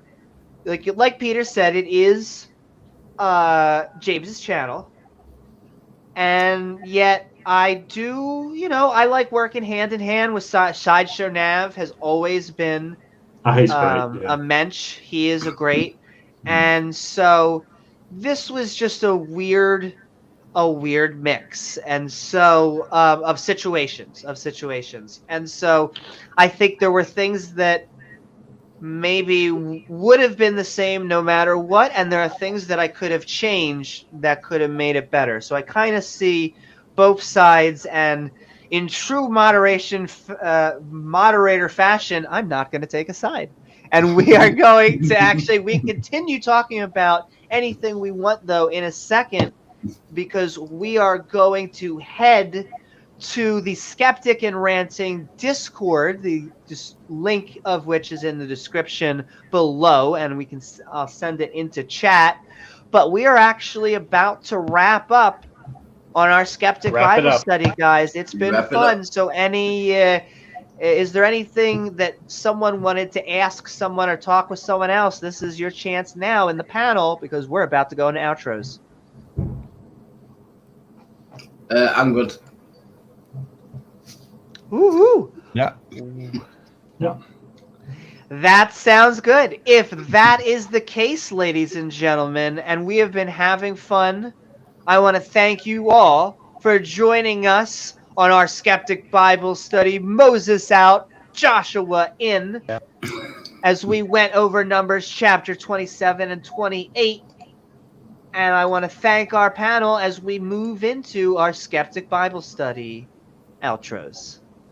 And with that, Wildheart, you were the last one to join us, which means you're the first one to start us off. Thank you very much.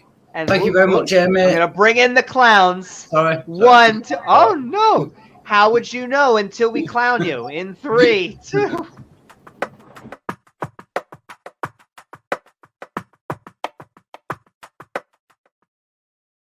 Woohoo! Wildheart, thank you for joining us again. That's right, Super Straight Mimes. I hope you had a fantastic time on our Skeptic Bible Study. Moses out and Joshua in. I hope you had a fantastic time. Where can anyone find you if you're out there on the interwebs? And what are your final thoughts? My link is, you'll have to search for Wildheart again on the interwebs, on the YouTube. We do shows daily. If anyone wants to watch, I'll join. That'd be brilliant. But I have nothing else to say. I look forward to joining you on the Discord. That is all. That's it. Thank you, Wild. Woohoo! Thank you so very much, Wild.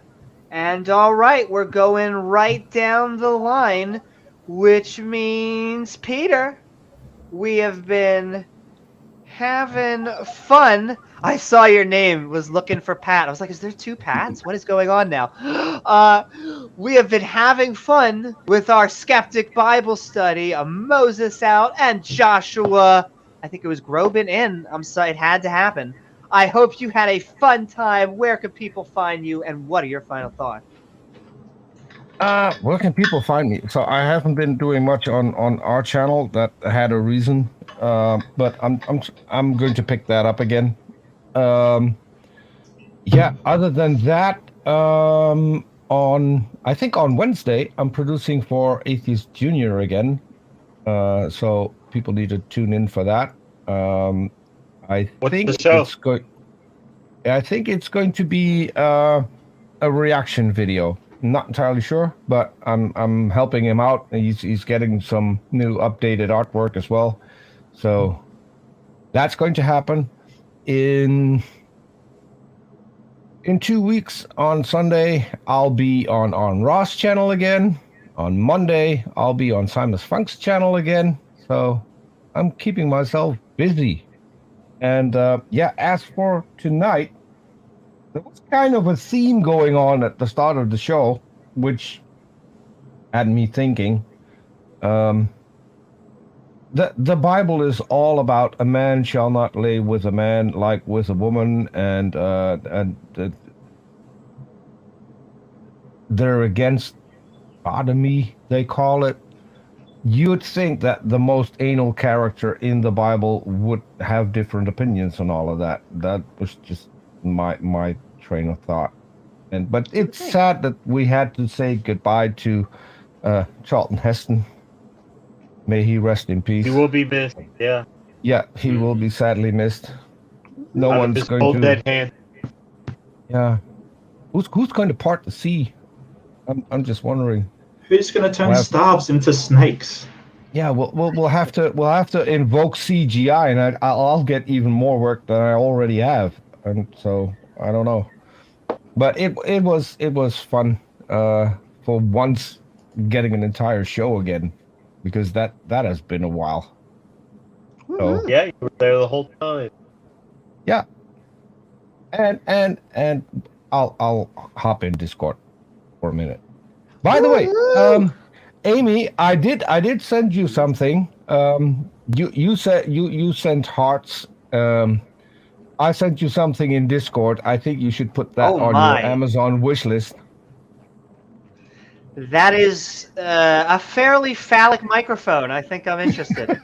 It is. I bet it's the first time a guy has sent you a micro penis. Well, we're gonna go with that. Thank you so very much, Peter. That is actually really funny. Yeah, I thought so. I wish that thing was real, because I would get one. And ladies and gentlemen, it's just a fantastic microphone shaped in the position of your boyfriend's genitals. And all right, thank you Anatomically so correct. very much, Peter. That's right. It's an anatomically correct microphone. Yeah, and it's a good one too. It's a Shure microphone, so they're good microphones. I like That's a how good- you back up the sound quality of the dick microphone. That is the fantastic. And all right, thank you so very much, Pieter. And that's right, we will be heading to the Discord after the show is done. But Mark, we have been Skeptic Bible studying on Moses out and Joshua in. I hope you had a fun time tonight. Where can people find you? And of course, what are your final thoughts? Yeah, sure did. Yeah, I mean, Numbers 28, fantastic. Come down to Numbers 28 restaurant for all your goat and ram and lamb and bullock and a hint of wine and bullock. Yeah, it's the gastro pub just endorsed by God, absolutely. No, it's been fun. These verses are sort of it's a really weird change of stuff. But yeah, thanks so much for having me on. Thank you to Pat and Peter and Wildheart for coming on. Thank you, Amy. Thank you, James. Always great to talk to you. I'm not doing much at the moment. I'm just looking around for some debates and stuff. So hopefully I'll have another one lined up pretty soon. Which reminds me, I do have to get back to Standing for Truth about a debate. So we'll see if that goes forward. Oh my. Yeah, it's some geologist guy. I don't know if I really want to do it because it'll take a lot of prep work. But, why not, I guess. But yeah, I'll have to see where that goes. But yeah, fantastic. Thanks for having me on. Always great to see all of you. Woo-hoo. Thank you so very much, Mark. And I'm looking forward to that debate.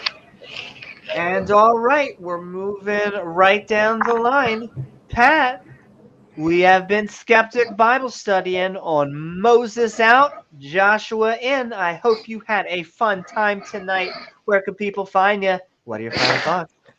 Well, I had a great time, and as always, thanks you and James and everybody else for you for hosting, them for coming on.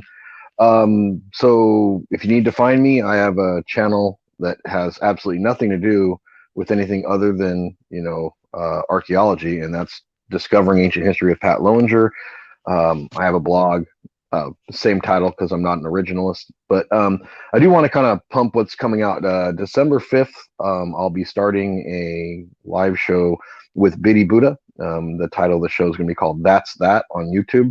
And it's That's and then THAT, Talking History, Archaeology, and Theology. And we're going to try to, do 2 shows a month. I know that doesn't sound like the most aggressive, but we're going to do quite a bit of pre-production, and then have interaction with the audience in a kind of a somewhat different format than a lot of other shows. We kind of call it the YouTube Regis and Kathy Lee is what we're hoping to go for. So we'll see how that goes. And look forward to it, and hope for see you guys. And I'm definitely gonna be watching your debate this week. Woo-hoo! Looking forward to it. Any updates on the book? Right. Oh yeah. I'll pump the book a little bit more later. So my book's coming out first quarter of next year, probably last week of February, first week of March, if everything holds up on production. It's entitled Betrayed, the Orthodox Subjugation of Women in the Early Christian Church. And as soon as I have actual dates on availability and it'll be able to be distributed by Simon & Schuster, I will get it out there for everybody. Woo-hoo! Thank you so very much, That's Pat. good. And I actually sent the link into chat so that people can go join it. And what is up, Black Female Atheist? Hey, Hell Black yeah. She says, Pat, looking forward to you and Oh, Biddy that's Buddha. gonna be a great show. That's right. Going to be a great show. Coming soon, ladies and gentlemen, to a That's what he YouTube said. near you. That too. And all right, ladies and gentlemen, thank you Oh, so boy. very much, Pat. And with that, we're handing it to the pilot, James. We've been Number- Skeptic Bible studying. And what are your 27, final 27. thoughts about all this? I know we're almost 3/4. We're moving through it. Well, I hope you guys enjoyed those verses and chapters as much as we did on the panel. So thanks everybody for coming on. Wildheart, Mark, Pat, Peter, and Amy. Thanks so much, guys. And we will be back shortly. Probably sooner than you think. Oh my. And all right. I want to thank you all and hope that you had a fun time on this episode of Skeptic Bible Study. Moses out, Joshua in, where tonight God commanded Moses to die, but allowed him to pick a successor for the Israelites in Joshua. Though before he left, Moses had a few more animal sacrifices left up his sleeve. I want to thank my co-host, James W., with our guests, Pat, Mark, Peter, and Wildheart, along with our awesome mods who make this stream so great, the lovely people in chat, and viewers like you. Thanks, guys.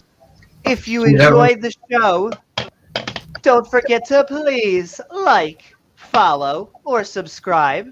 Then hit that bell icon to all so you can be part of our live streams.